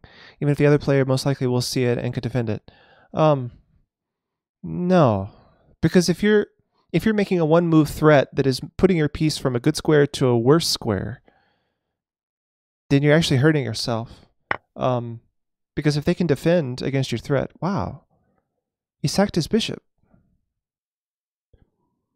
Anyway, yeah, my point being is that if he can defend against your threat and improve his pieces, where you're making attacks and making your pieces worse, then yeah, his mobility is increasing. Things are getting better for your opponent in that case. You know, in this case, you know, my rook was worse on a8 than it is on c8, so I'm fine to do this. But if it was better on a8 than c8, then no, I'm not going to move it here, even if it does threaten checkmate. So you have to look at like the activity of your pieces. Like on c8, it could only go to like 4 squares, right? On c8, you know, given that the queen can move, it can go to a lot more squares than it could on a8. So I was fine to go here.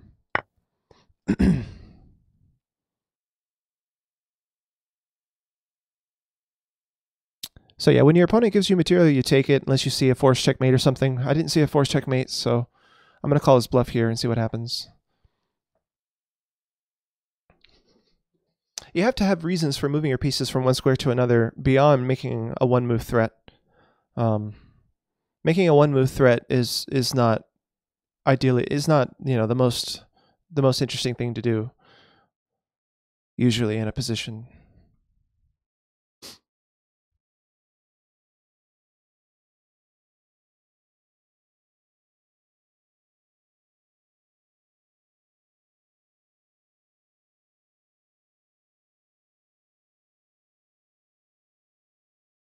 Chess engine user, that's a good point. I think if I take his knight, he moves his bishop back. And although, wait, no, that just loses a piece because I can move my bishop. Huh. That's a good point, chess engine user. Yeah. That's what I'm planning on doing next, but yeah, that might have been good. Yeah, you're right. Like moving his bishop doesn't actually save anything. Yeah.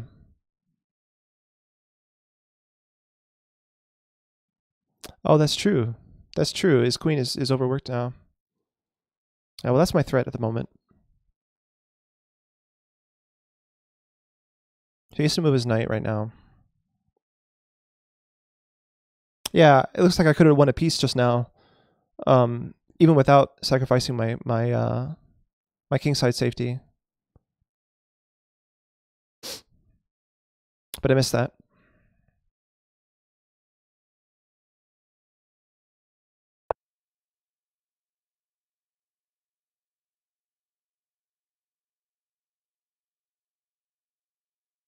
Whoa. King b1. Okay, now I'm taking the knight.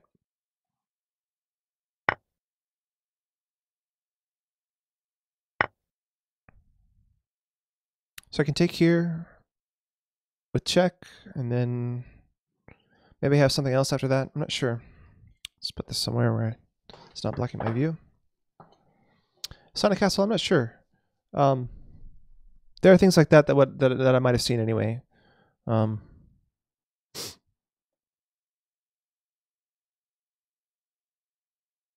I mean, I still have to make the decision to make the move myself. Like, trading queens obviously seems good here, right? Because I'm a piece up. So I may just opt for that instead of winning the pawn. I mean, it's not checkmate now. So I think I'm actually going to take this queen here.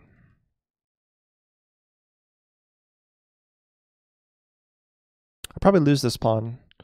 But hey, I'm up a knight, right? Yeah, trading queen seems good here. All right, so he's pre-moved that.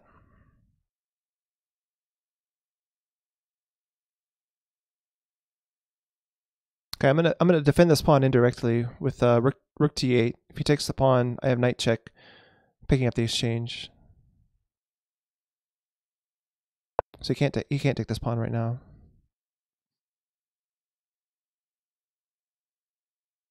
Yeah, well, like Sonic Castle, like in general, I don't like it when people talk about a move that I can make right now, But after I make my move, if you talk about a move that I could have made, then that's fine. Then, you know, that's more or less fine. And that's kind of what Chess Engine User was doing. He was talking about an idea that I had before I took his bishop. It also just happened to be relevant in the future, but my opponent dealt with it too. So it's no big deal. So I have no problem with what Chess Engine User just did.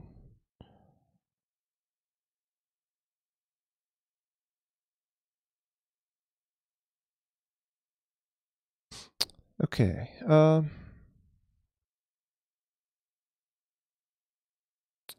So h6 is hanging.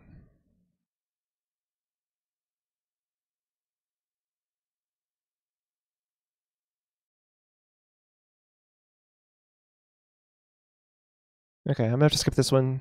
Sorry, whoever requested that.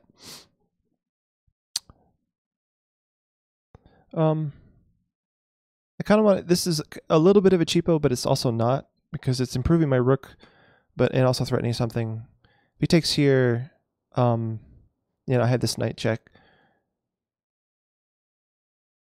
I'm not too worried about these isolated pawns. So let's go here.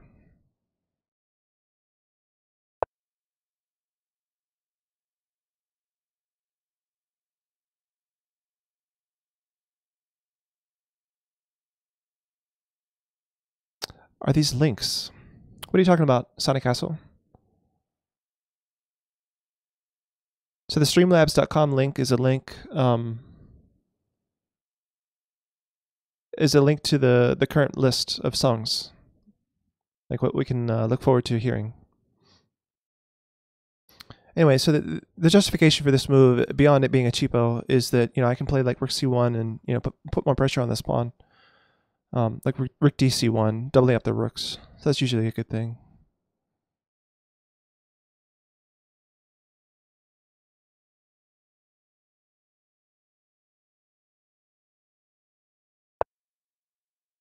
Okay, so he's defended his rook.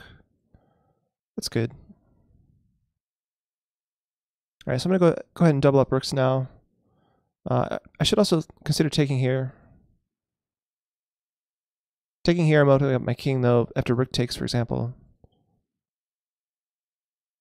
If I push pawn up, that may not be a big deal.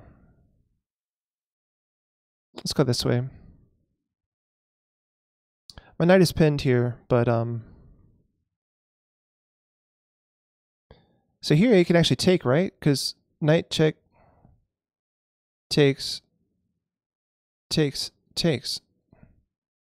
Yeah.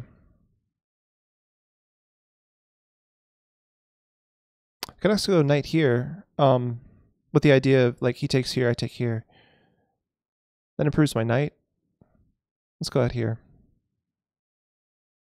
Because after takes, he takes here, but king here and these pawns are a liability, I think.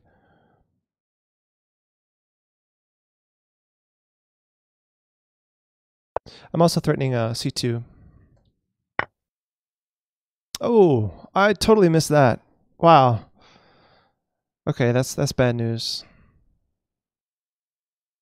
That was a blunder. Wow. Nice spot e4. Nice spot e4, e5.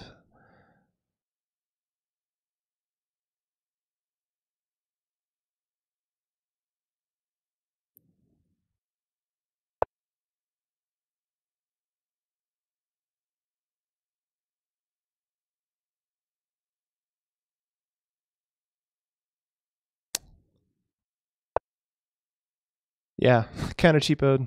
Correct. Correct.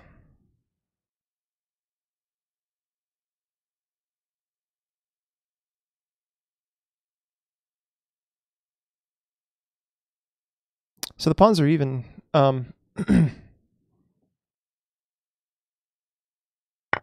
take here first.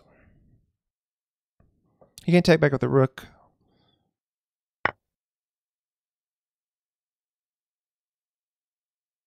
I'm gonna get behind his pawn. Although he's coming in here.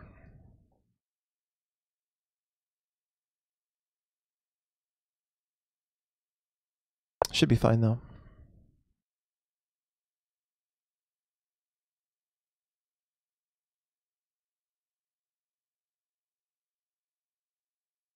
So now we're in an equal rooking game.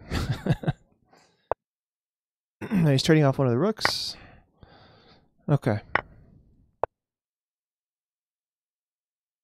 So the issue is I don't really have any advanced pawns, right? So, but his king is cut off, so this is good news for me.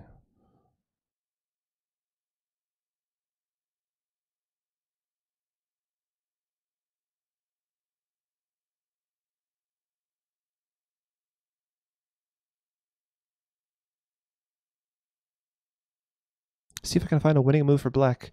Yeah, I don't remember when you said that, but all right.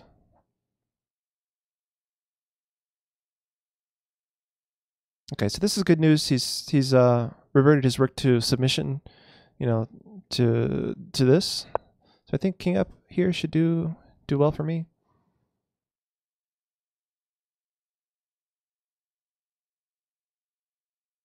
So his rook is tied down to this pawn, and his king is tied down to this pawn.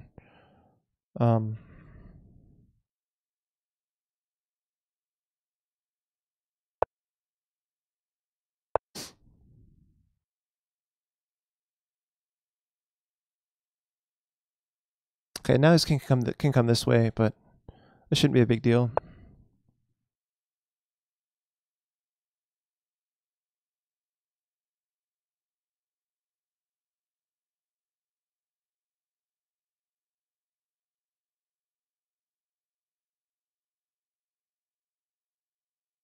I think this should be a draw, but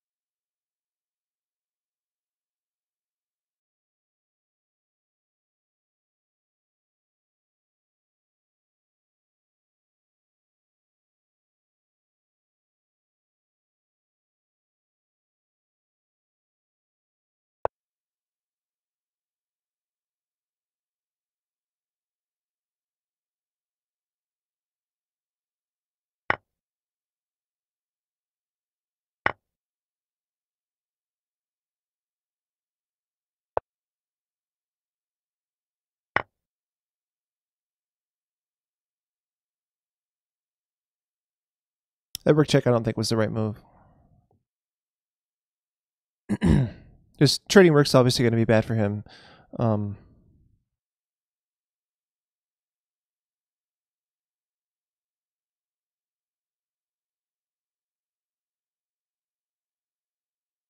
his rook is behind my pawns, right? So it's kind of bad. But I have the extra pawn here. Maybe if I cut his king off or something, that can help me. But I have a feeling he's going to threaten one of these pawns right now. I'm going to have to respond to that.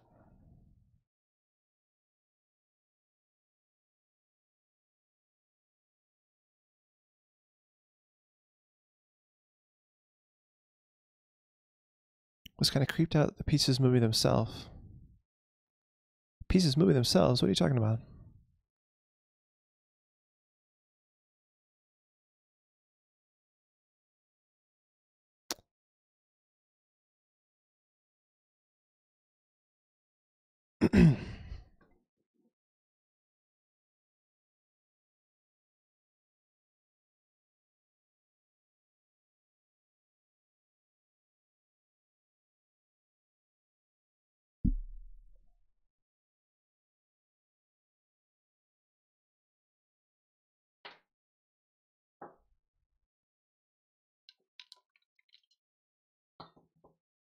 He's taking his time here. He's a pawn down now, unfortunately.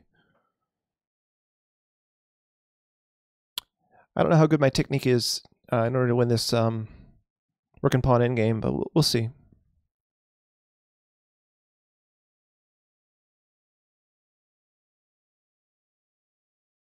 So test engine user was linking to a study. And I guess that's what you're talking about, the winning move for black. You guys were talking about g takes h4, and I'm like, when could I or they play g takes h4?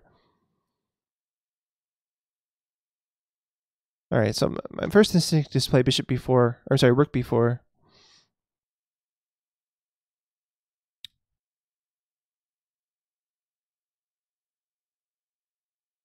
Yeah, I think I have to. Let's try it. I want to get my king over to support this passed d pawn.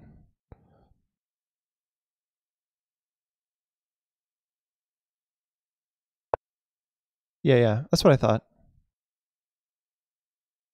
Okay, so now king here.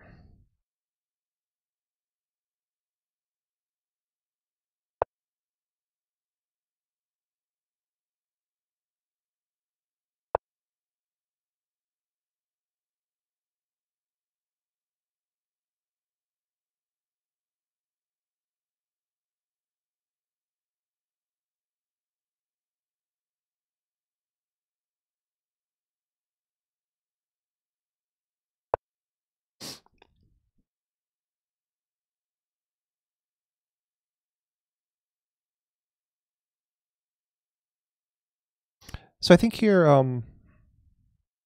like he's thinking about a3, rook b5, and then king here, but I have this check, and then my rook can be here guarding the pawn.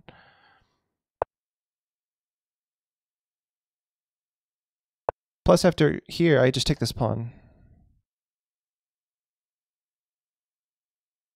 Yeah, so probably he moves this pawn first. But yeah, I don't know. This pawn should prove.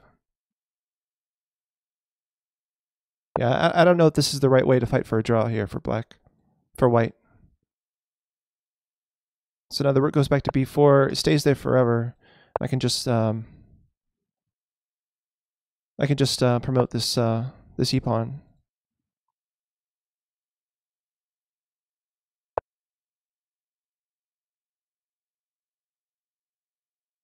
Especially now because the king's cut off. The king can never get behind this passed pawn.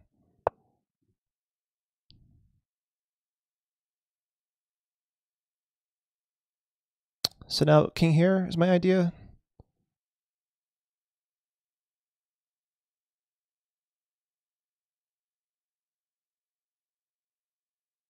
Maybe rook here.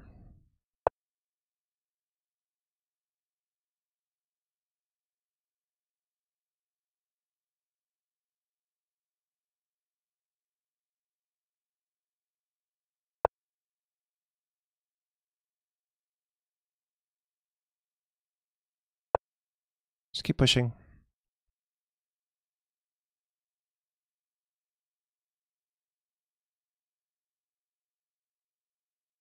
This is a German rapper, I guess. It's kind of funny.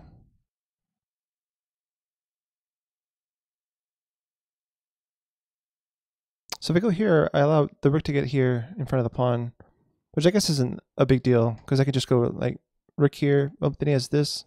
No, that's not a big deal.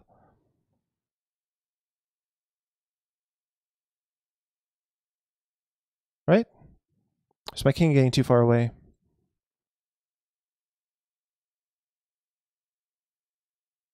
Maybe just king up here.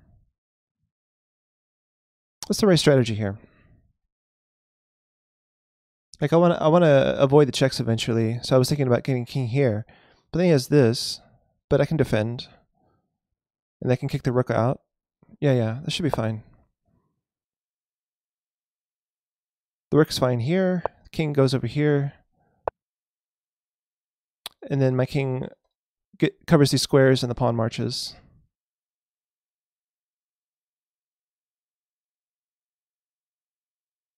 Although, after king up and rook over, he can get his king back this way. That's no good. Shoot. That's not what I wanted.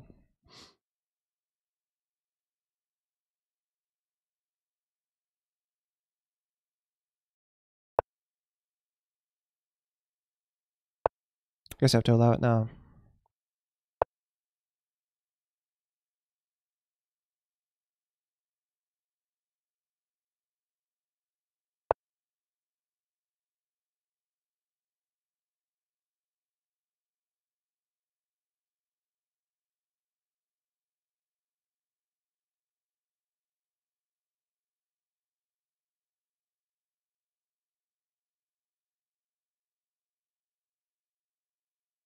So we have a beatboxer now. It's kind of funny.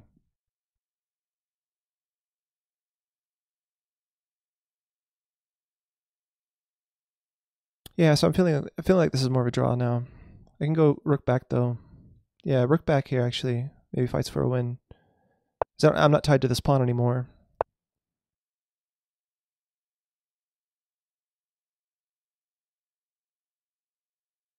Well, if I allow his king to come this way.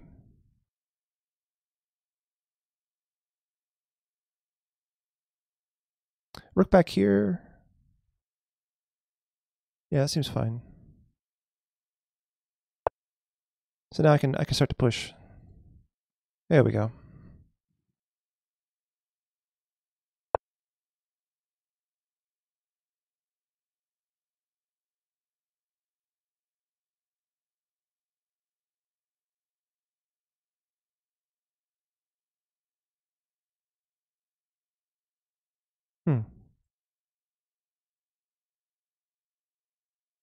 This is annoying.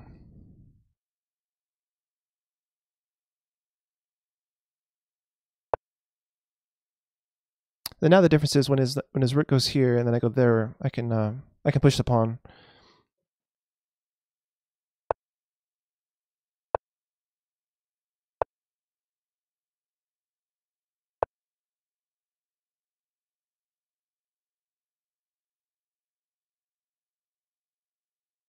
I think I have the idea now.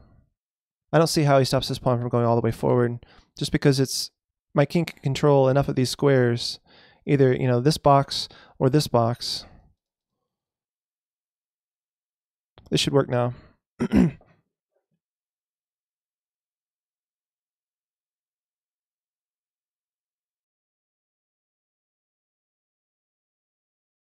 This is a nice song request. Who requested this? This is really cool. Sonic Castle, thanks very much.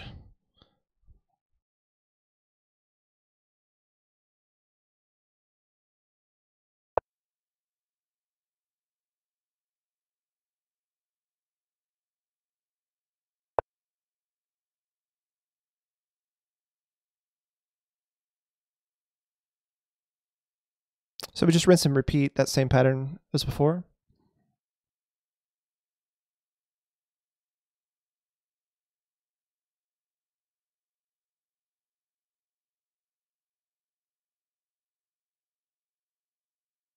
The difference is we want to make sure he doesn't come here.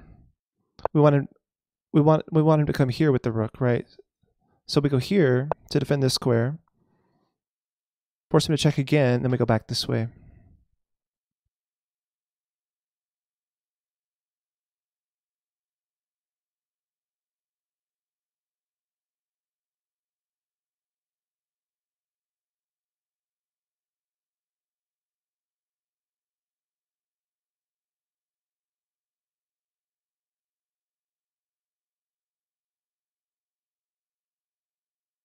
So I'm expecting check and then king back here and then king there. When the rook goes back, I push my pawn again, and we just repeated the cycle again, where my pawn just gets closer and closer.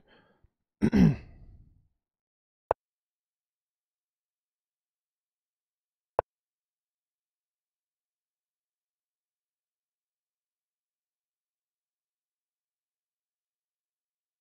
I think we can skip the end of this. Oh yeah, Sonic Castle even said skip the end. All right. Okay, we're gonna skip that one. All right, I can just push now. Then I can get the king a square to hide right here, and I promote.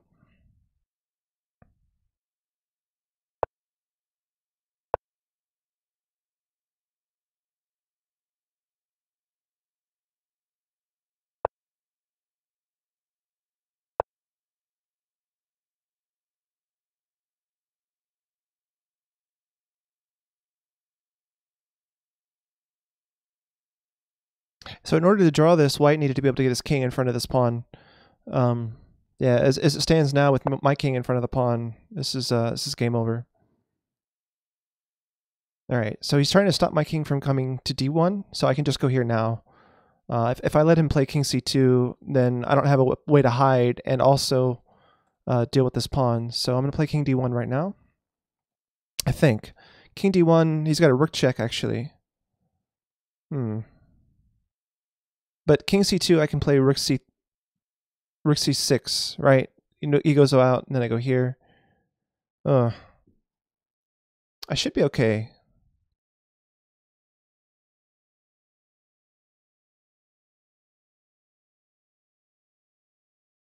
If I go, there's check. So maybe I play e2 first, but then king here.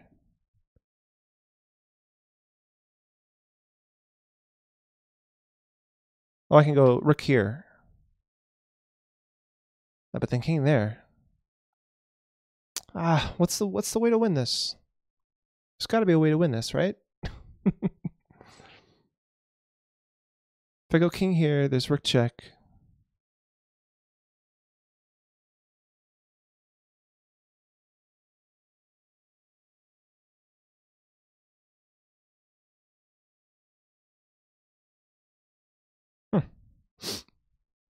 It's a waste of time.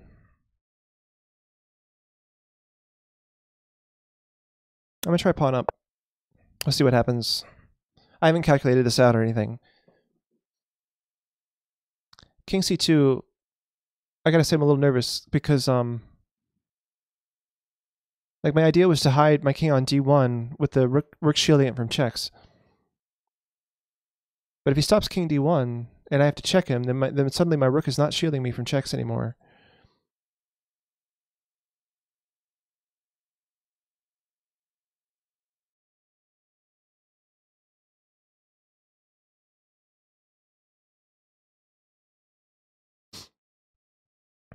Yeah, this is interesting. It's not quite as simple as I thought. All right. I haven't studied this endgame. Yeah, I mean, I think I have, but it's been so long. I'm out of practice.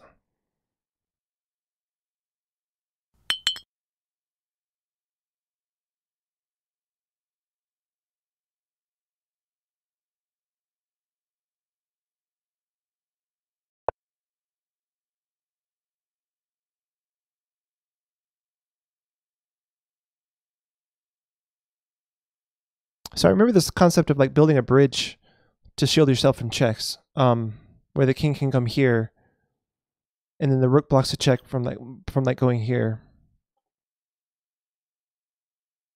But I can't push his king away to get my king around. Like from this fourth rank, I can't actually kick his king out. I think that's my issue right now that I'm having, because if I go rook here, you know, all he has to do is wait with his king here. I can't come this way. So if I check, maybe I can can I do it from here? So if I go here and then check, king up, check here, there, check again. Yeah, here, and then I can go there. Yeah, but then he has king here. Oh, no. I pushed his king out. That's right. Yeah, so let's do it from here.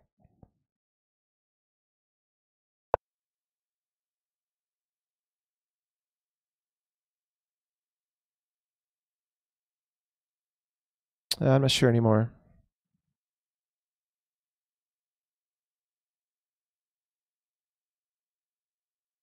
You think it's too late?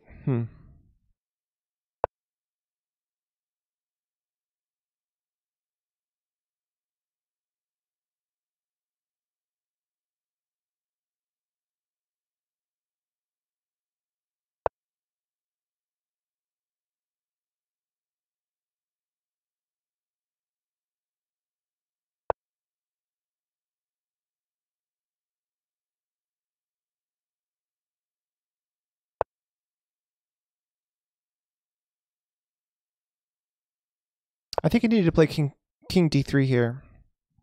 Wait, what is this? That must have been a mouse slip. I guess he wanted to play rook d6. But I think even after rook d6, this is still a win for me. Just because he didn't play king c3. Alright, hang on. Let's let's look at this. So even after king d3, there's a win here. So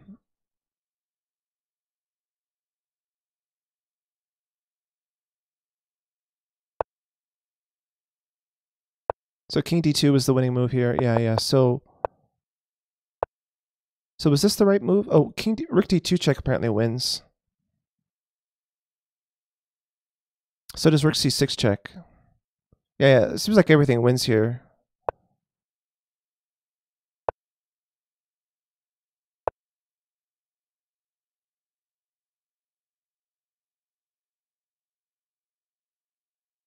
Yeah, king b2 is actually the best response. But then king d2 and I'm winning. But yeah, I was planning on this. King here, check. King here, check, and then here. And then after check, you go here. And there's no way to stop the queen. So that was my idea here with the rook on this file. Yeah, e4, e5. Yeah, I thought that was what you mean, but it looks like I was winning anyway, mouse slip or not. So yeah, good game, e4, e5. Well played. These pawns ended up being weak, and I won. I'm not sure what rook check here was about. Rook check here, was that also a mouse slip? Like when you checked me and I took your pawn. You seem to have played that move really quickly. I wasn't sure what was going on with that. If we go back, where was that? It was a long time ago. Yeah. We're coming up to it now. So we go here, and then I took here, and then you checked me. Oh, you just overlooked it. Okay, so it wasn't a mouse slip, but yeah. You needed to play like rook g2 or something to defend this pawn. But then I think I was winning it anyway. But yeah, at least you could have traded it for one of these pawns or something, or maybe this one. I don't know. Yeah, Stockfish says this position is equal. But then as soon as you go here, it looks like I'm winning. So yeah, I mean, Stockfish looks like it could still get a draw here. I'm not sure at what point you started losing. Maybe. Yeah, maybe here. Yeah, it looks like it's winning for black now. It could have been winning earlier and it just didn't see it yet, but anyway, that's quite a good game. Well played. Well played. All right, so let's see. There was a couple of different people that challenged me. EasyPA was saying they were 1790.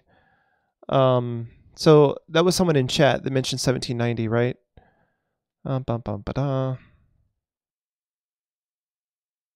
not seeing the person in chat who said that. Oh, Leifton, right.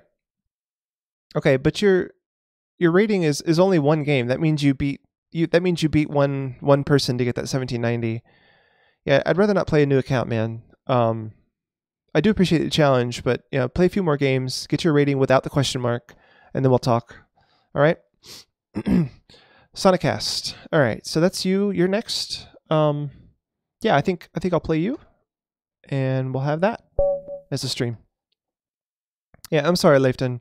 Yeah, you need. I tend to only play established accounts in general. New accounts, it's too. If you're new to Lichess, feel free to play a whole bunch of other people, and then re-challenge me next week or even tomorrow. So that's 3 blacks in a row. I played the black side of the Caro-Kann 3 times in a row today. Never white feels bad, man. So Rectinator, I didn't see any other challenge. It was just Leifton and Sonic Castle.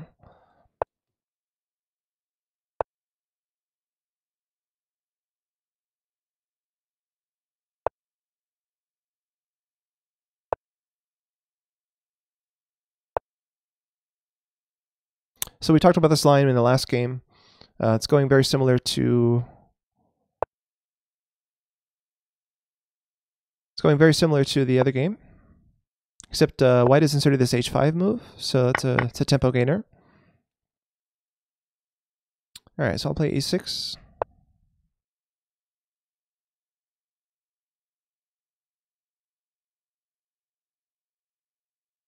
I'm on my phone watching and playing, so it's hard to multitask. Yeah, I'm sorry, man. If you almost need two devices to do that.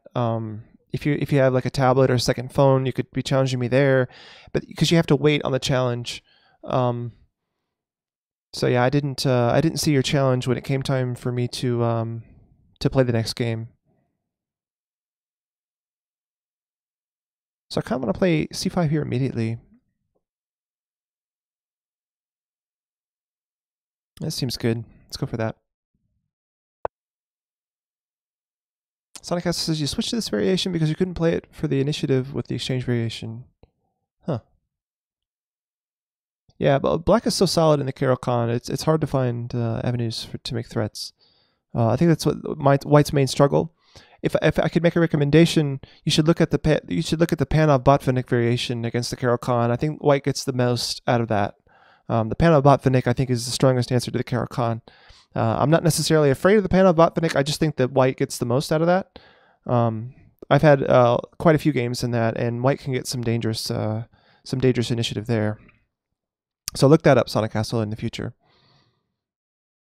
So Leifton, I'm not sure how many games you have to play before the question mark goes away. It might be 10 games, but don't quote me on that. I could be totally wrong.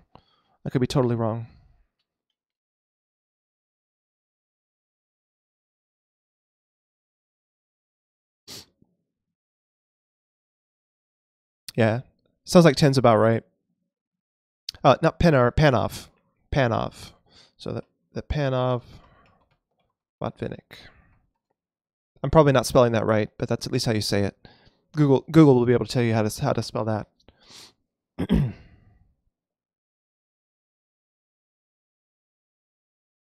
Just with Chris, I'm rated 1735 in classical with 556 games, so it's a rating question for me. Oh, I see. Yeah, you're a little bit low, Rictinator.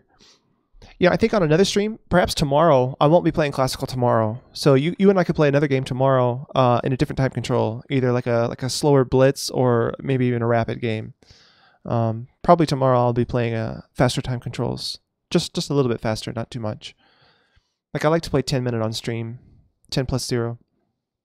But I'm up for playing like 10+5, for example. Wow, Bishop C3. That's interesting.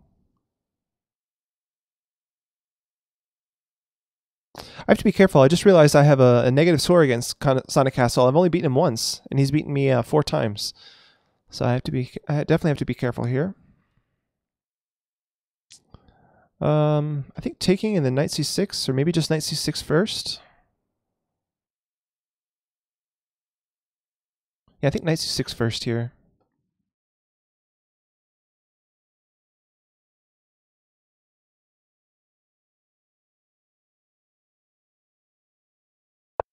Hey, Swag God. Thanks a lot, man.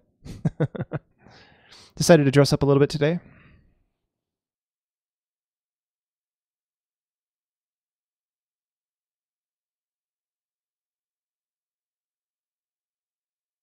So today, the only reason I'm applying the rating limit is because I'm trying to improve my classical rating.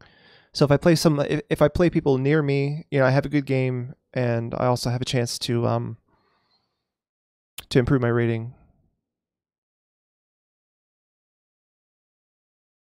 If someone is too far down, it's almost not worth the half hour that you have to put into playing this.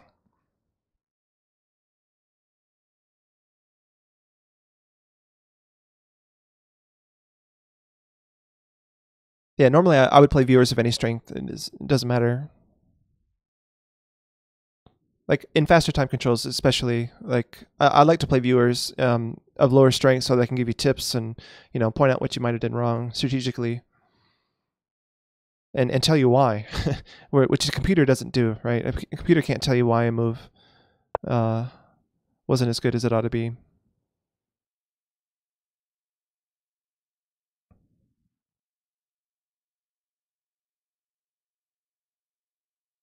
Okay, Bishop e7.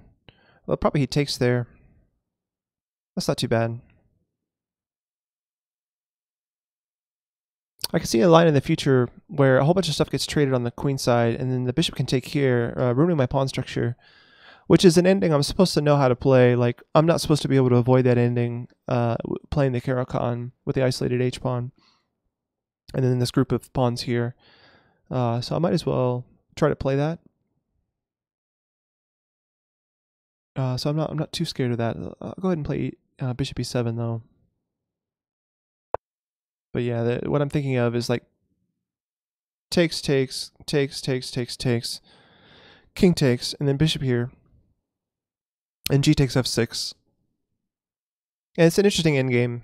Yeah, I'm not supposed to be afraid of that. Black has decent chances there.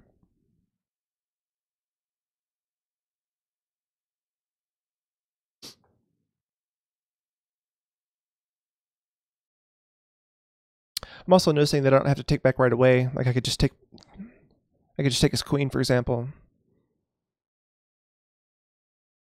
So it's not necessarily a forced line.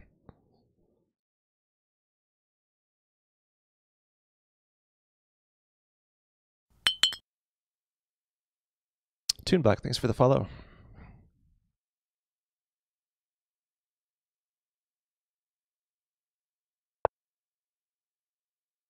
Okay, so white is castled. I think I'll do the same.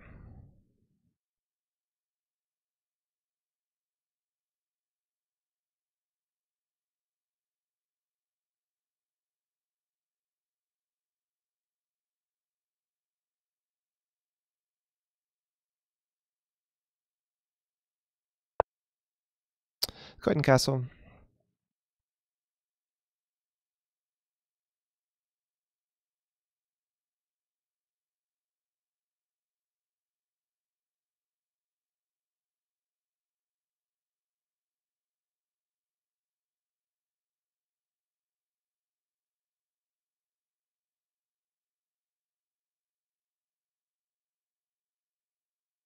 Toon Black says, hey, just came to learn more stuff about new to openings and stuff. Cool. Yeah, I tend to talk about the openings that I know.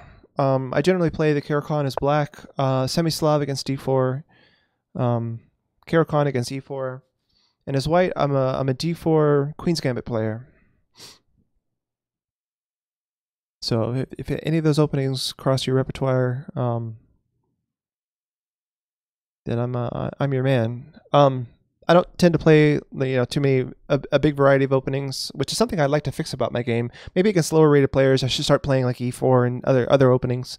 Maybe the Sicilian, but I think the Caro-Kann fits my style when I have an opponent that's rated similarly to me.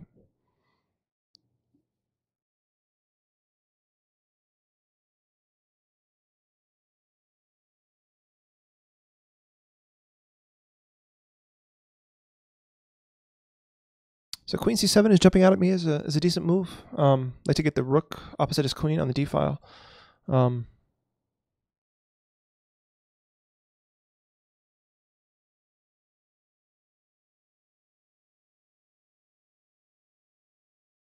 Let's try that.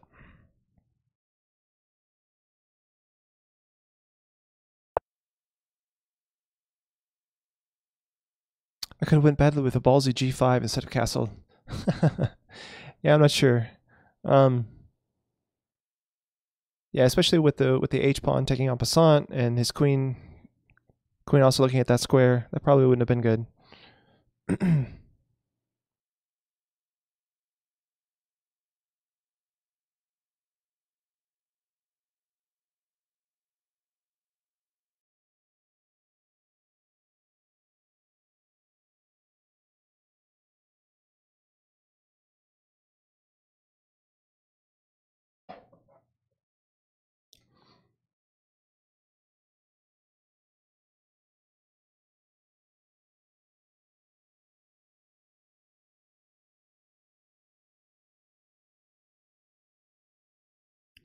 But yeah, you could have had a rook on h. Maybe that's for blitz though.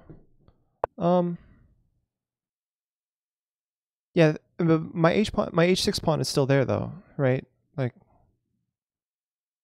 that's not ideal. Like my rook on h8 would be still staring at h6. Yeah.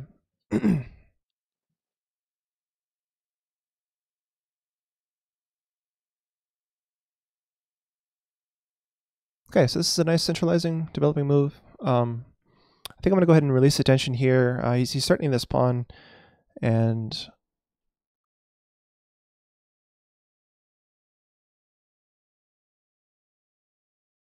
my opponent just said in chat, wrong move order. I'm not sure what to make of that comment.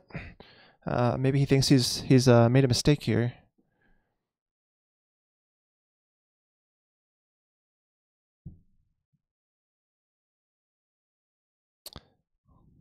I have an idea to take here. I'm not sure what else. I have some time on my clock. I'm going to think about this for a sec.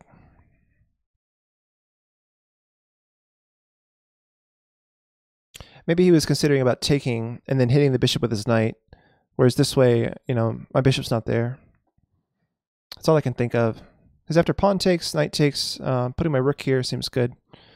I'm not sure what else to think about here. Not concerned about this take. White doesn't really have any checks. I don't really have any checks. Knight takes knight doesn't seem all that promising. I'm gonna take his pawn. Have fun, Rectinator. We'll see you next time.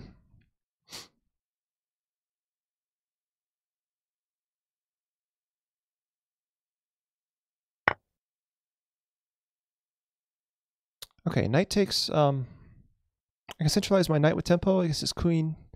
The knight would be slightly loose there. I could also pin the knight. We'll say like rook to d8. That seems like it's interesting as well.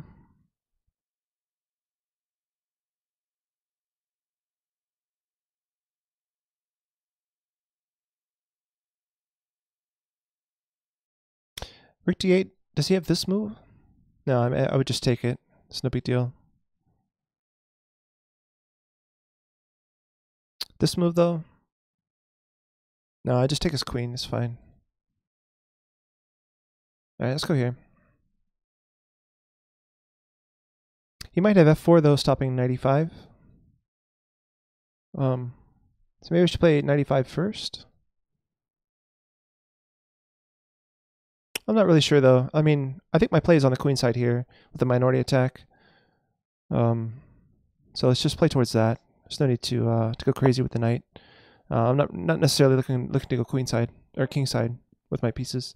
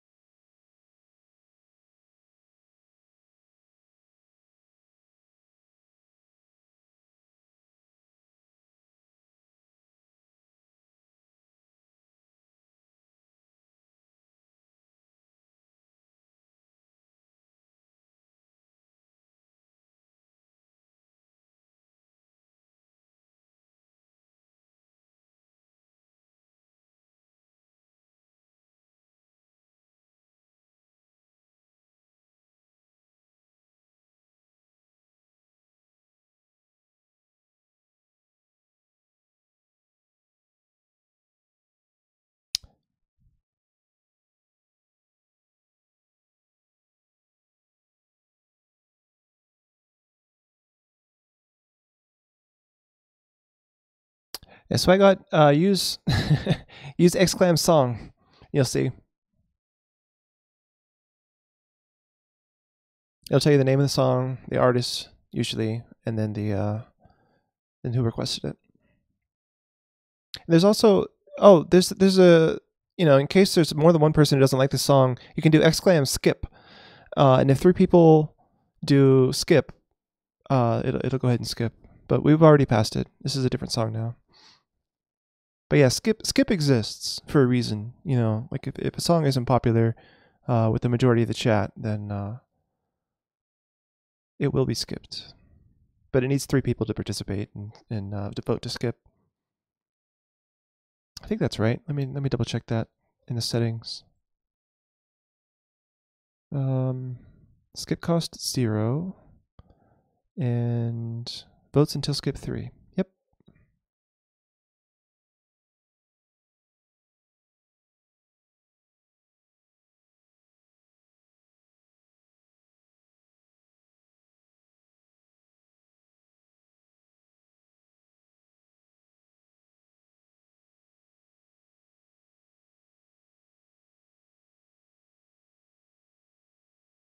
My opponent is taking his time now after rook d8. There's a lot to consider. There's a lot of pieces in this middle game. The pin could be uncomfortable there with the knight on the queen.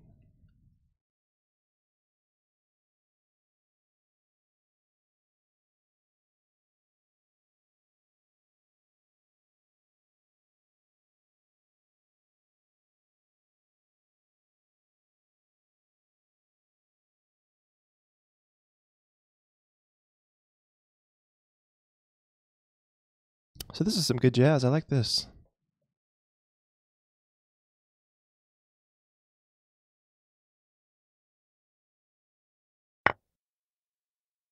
It takes my knight. Okay. Well, I think I should take back with the bishop. Take back with the g-pawns just seems kind of foolish when I had the option to take back with the bishop. So I'll go this way. It's like a kind of a no-brainer move, really. Let's see what checks and captures and threats that he has after all of that. I'm not seeing any checks that make sense for him. Queen h7 check doesn't work. None of his captures really make sense either. Like rook takes e6 or knight takes either the pawn or the knight don't work. So yeah, I'll just go here. Mr. Throp, did you miss your song? Let me see the cue really quick.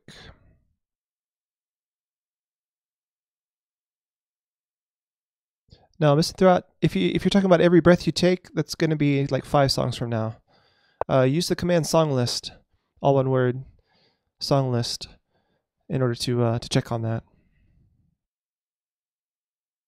All right, so he's pinned by knight now.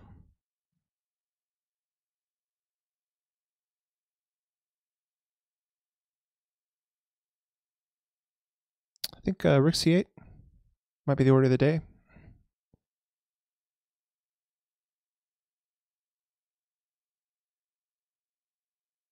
He's got knight takes, queen takes, pawn takes, bishop takes here.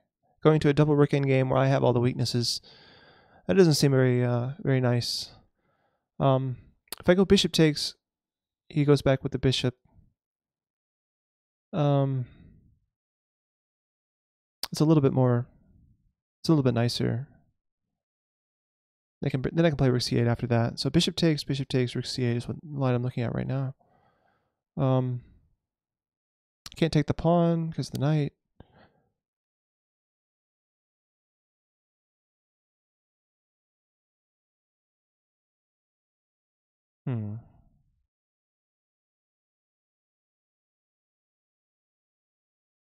He can line up his queen and bishop here, but I think I can just trade that off. After the rook is to c8, the knight's not pinned anymore. Although, rook c8, knight takes, queen, rook takes. Yeah. So the rook and knight are, the rook's defending the knight, and I was thinking that this rook was overworked, but it doesn't work out like that. Yeah, that works out fine. So takes, rook here.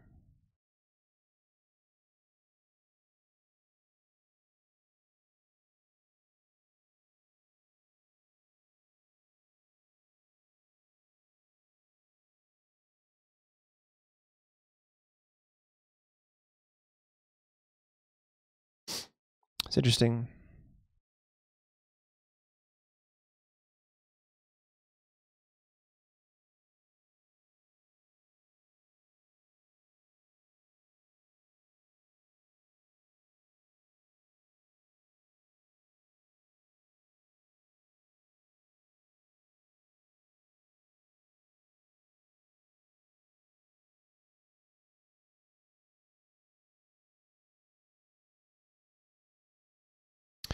Although I gotta say, takes rook here. Oh, he doesn't. His rook can't capture, right? His bishop's in the way. Okay, so let's go for that. See what happens.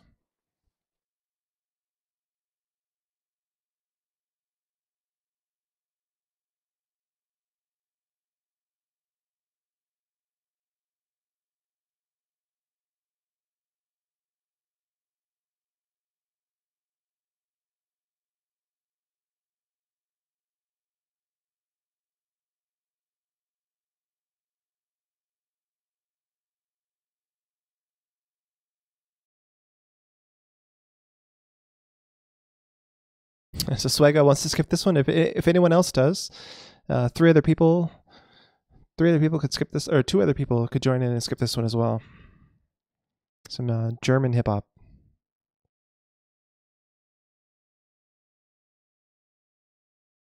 Misanthrope also wants to skip. We need one more person.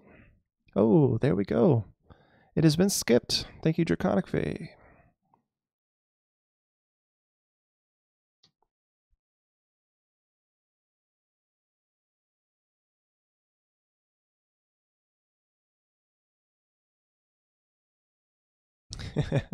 It's okay, Draconic Fae. It's all democratic around here. By the way, how you doing? I didn't see that you had joined the chat. It's nice to see you here. Playing against another viewer here, Sonic Castle.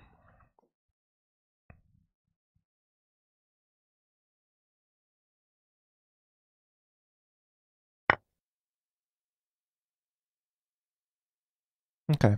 So the move I considered here is rook c8. I'm not seeing a reason not to play that right now. But I should look at it again just to be sure. Yeah,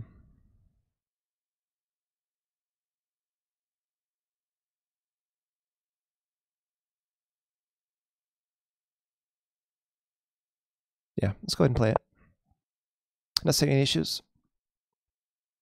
You just arrived only a couple of minutes. What did you think of the Rapid and Bliss Championships? Yeah, I had fun watching them. It was a good event. I was so happy that Fide's stream was freely available on YouTube and Twitch. Although I got to say the first day of the Rapid, the very first day of the Rapid, I couldn't find it on YouTube, and for some reason the Twitch stream was only 1080p. There was no transcoding, so I had a hard time watching the first day because I was at work on my phone. And my phone doesn't do 1080p too well. Nirvana Raymond, how's it going? Thought it was weird that Carlsen stumbled at the Rapid, but quite easily crushed the Blitz. Yeah. Well, I think he just started the tournament maybe a little rusty or something. Probably he didn't prepare for this tournament at all. Huh. So I can take here.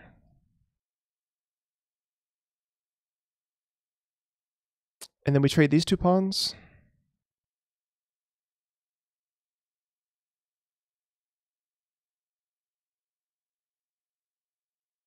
Take, take. Take, take. Queen here. Takes here. But then I could take here. That doesn't look good for him. Actually, it looks like he's losing a pawn now.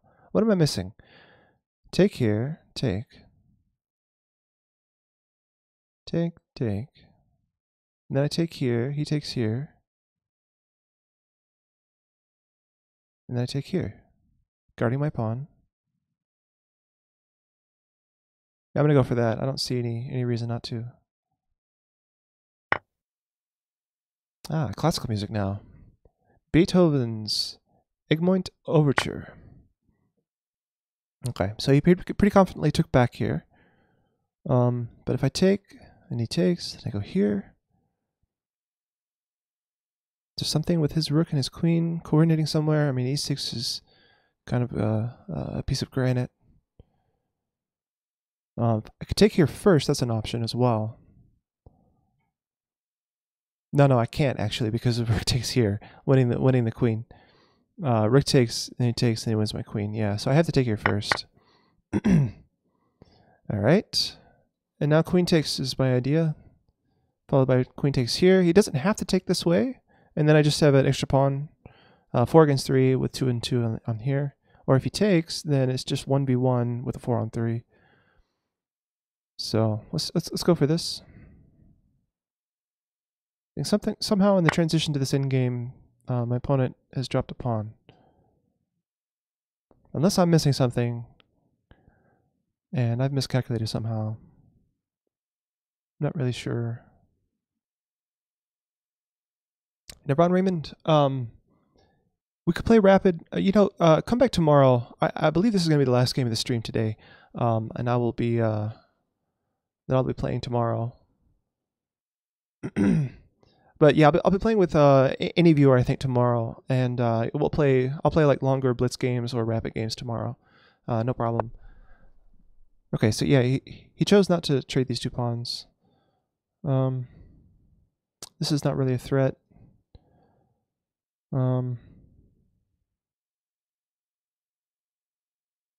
I'd kind of like to go here with the idea of rook to c2.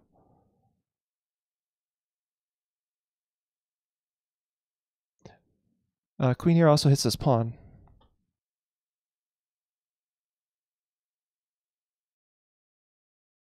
Queen here, queen here. I would just play queen here, threatening mate in 2. Can't take this pawn. But queen here, he's got perpetual ideas, right? He defends this pawn. Wait. Let's look at that line. So queen here, rook here. He's got check, and he takes his pawn defending here. And he's also defending here. So queen here, rook there. Sorry, queen here. Yeah, I'm not sure. I think I would have to just play rook here first. Kick the queen away from that square. Oh, I can't. The queens aren't connected anymore. The queen and rook aren't connected anymore. I really want to make queen here work.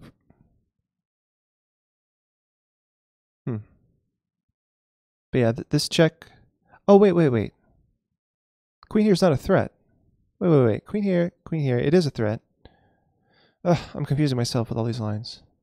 So the problem is after rook up, he's got the queen here check. After he takes here, I can take here. I'd rather not have his queen. Yeah, that sucks because queen g3 and then the rook check in the back rank. That would be terrible. Okay, just a disaster. All right, so my goal here really should be to trade queens. So queen here with the idea of trading queens and attacking this pawn seems better than this nonsense here. Okay, let's go back this way.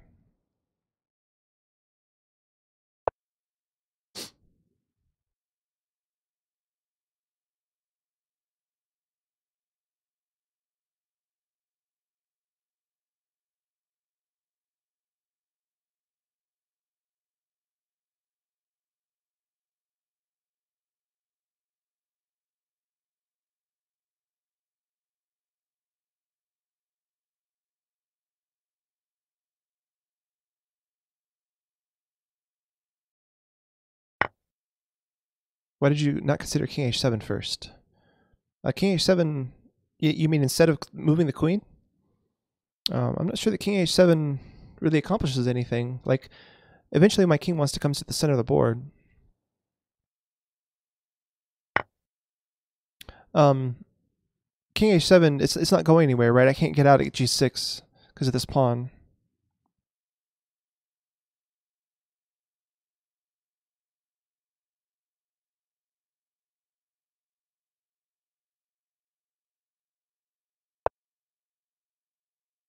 And queen takes f7 doesn't work because my rook is hanging. Ah, I missed that. I totally missed that.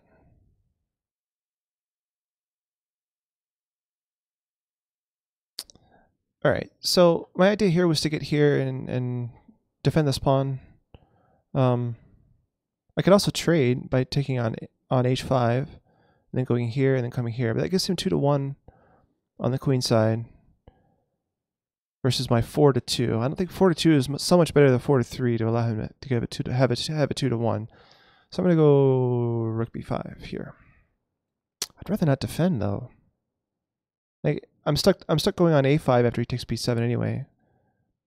Oh no, I'm not. I could take here and then go a5. And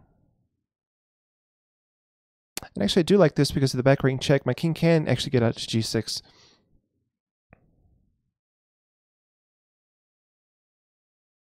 Let's go for that.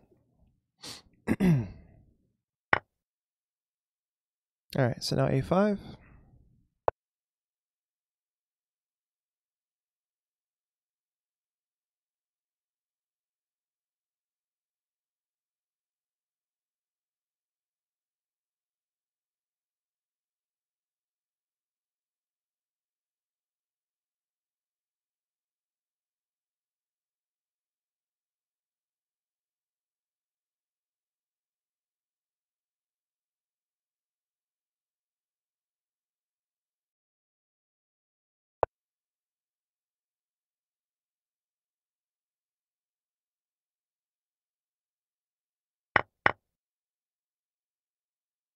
Okay. So I'm attack his a2 pawn, and I'm going to start to get my king active, and we should be fine here in this endgame, I think. He has the outside pass pawn, but he's going to be stuck defending it. So let's start to activate the king.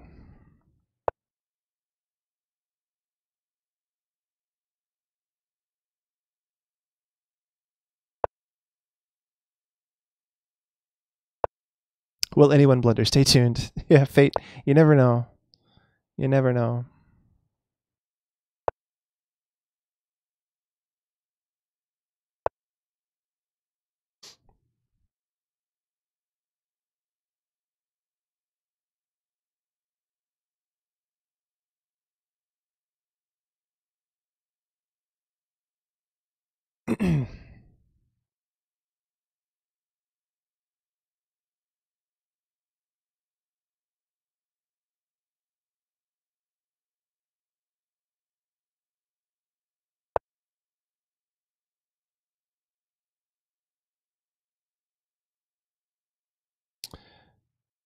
Ooh, the Matrix soundtrack. Oh, I love this. I love this song. I recognized it immediately. I used to listen to this soundtrack all the time as a teenager. So I think rook here is actually an interesting idea. I could divert the rook around to the back of the pawn, which would be better. Let's go here. I feel like he's going to go king here.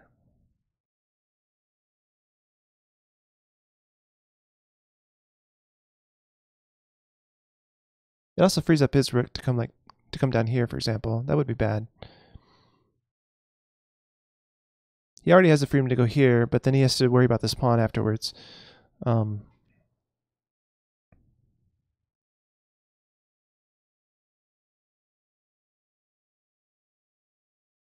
just pull the king forward for now.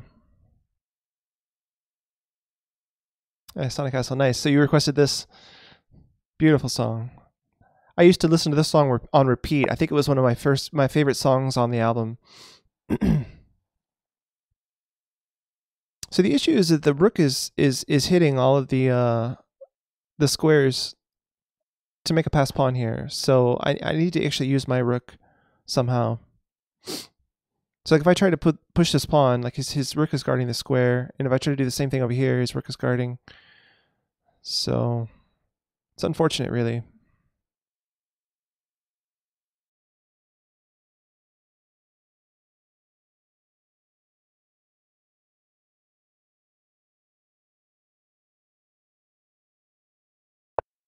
See what happens. You also learned the piano part. Oh, cool. That's something I never really tried to do, was learn pop music. I was just stuck to either classical or jazz music. I never really learned any pop music on piano. If you could even call this pop, but I think you know what I mean.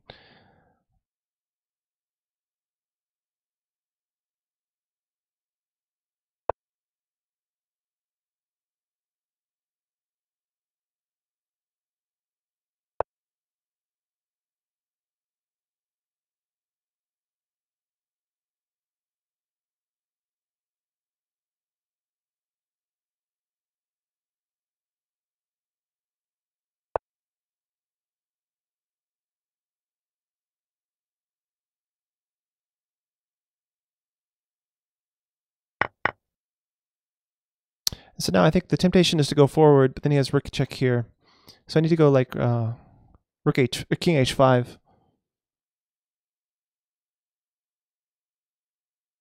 Which is awkward, but I can play g5.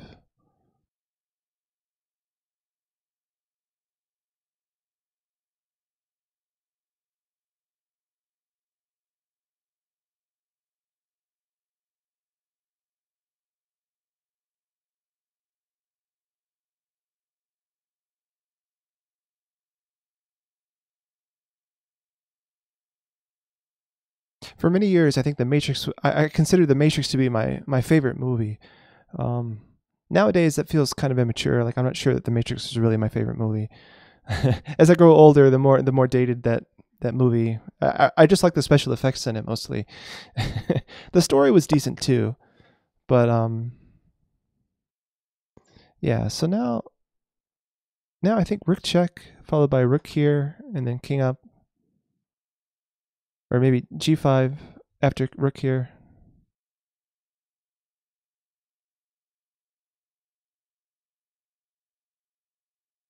Let's get my rook behind the passed pawn, first of all.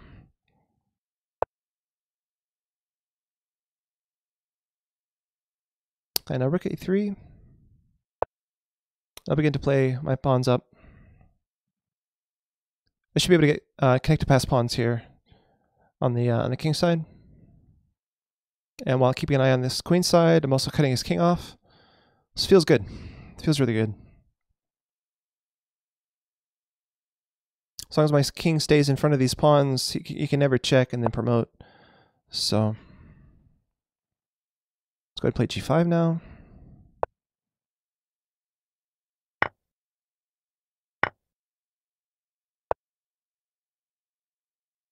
All right, so bring my king up.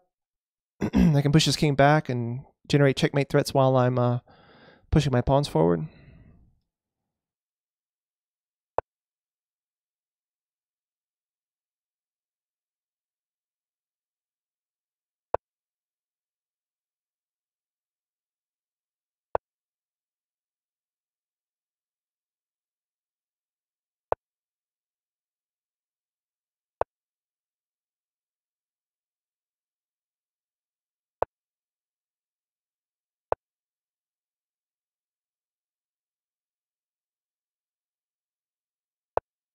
I'm in no hurry, really. I don't think white has a way to stop this pawn.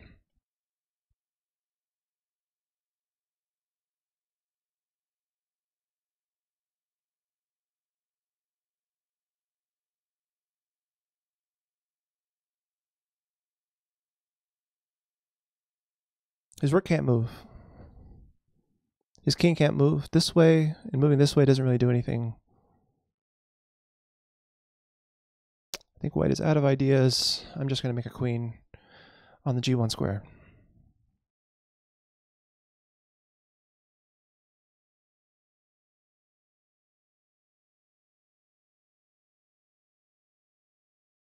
Or if he moves over here to sacrifice his rook for the pawn, I can take on an a7 and then make a queen with this guy.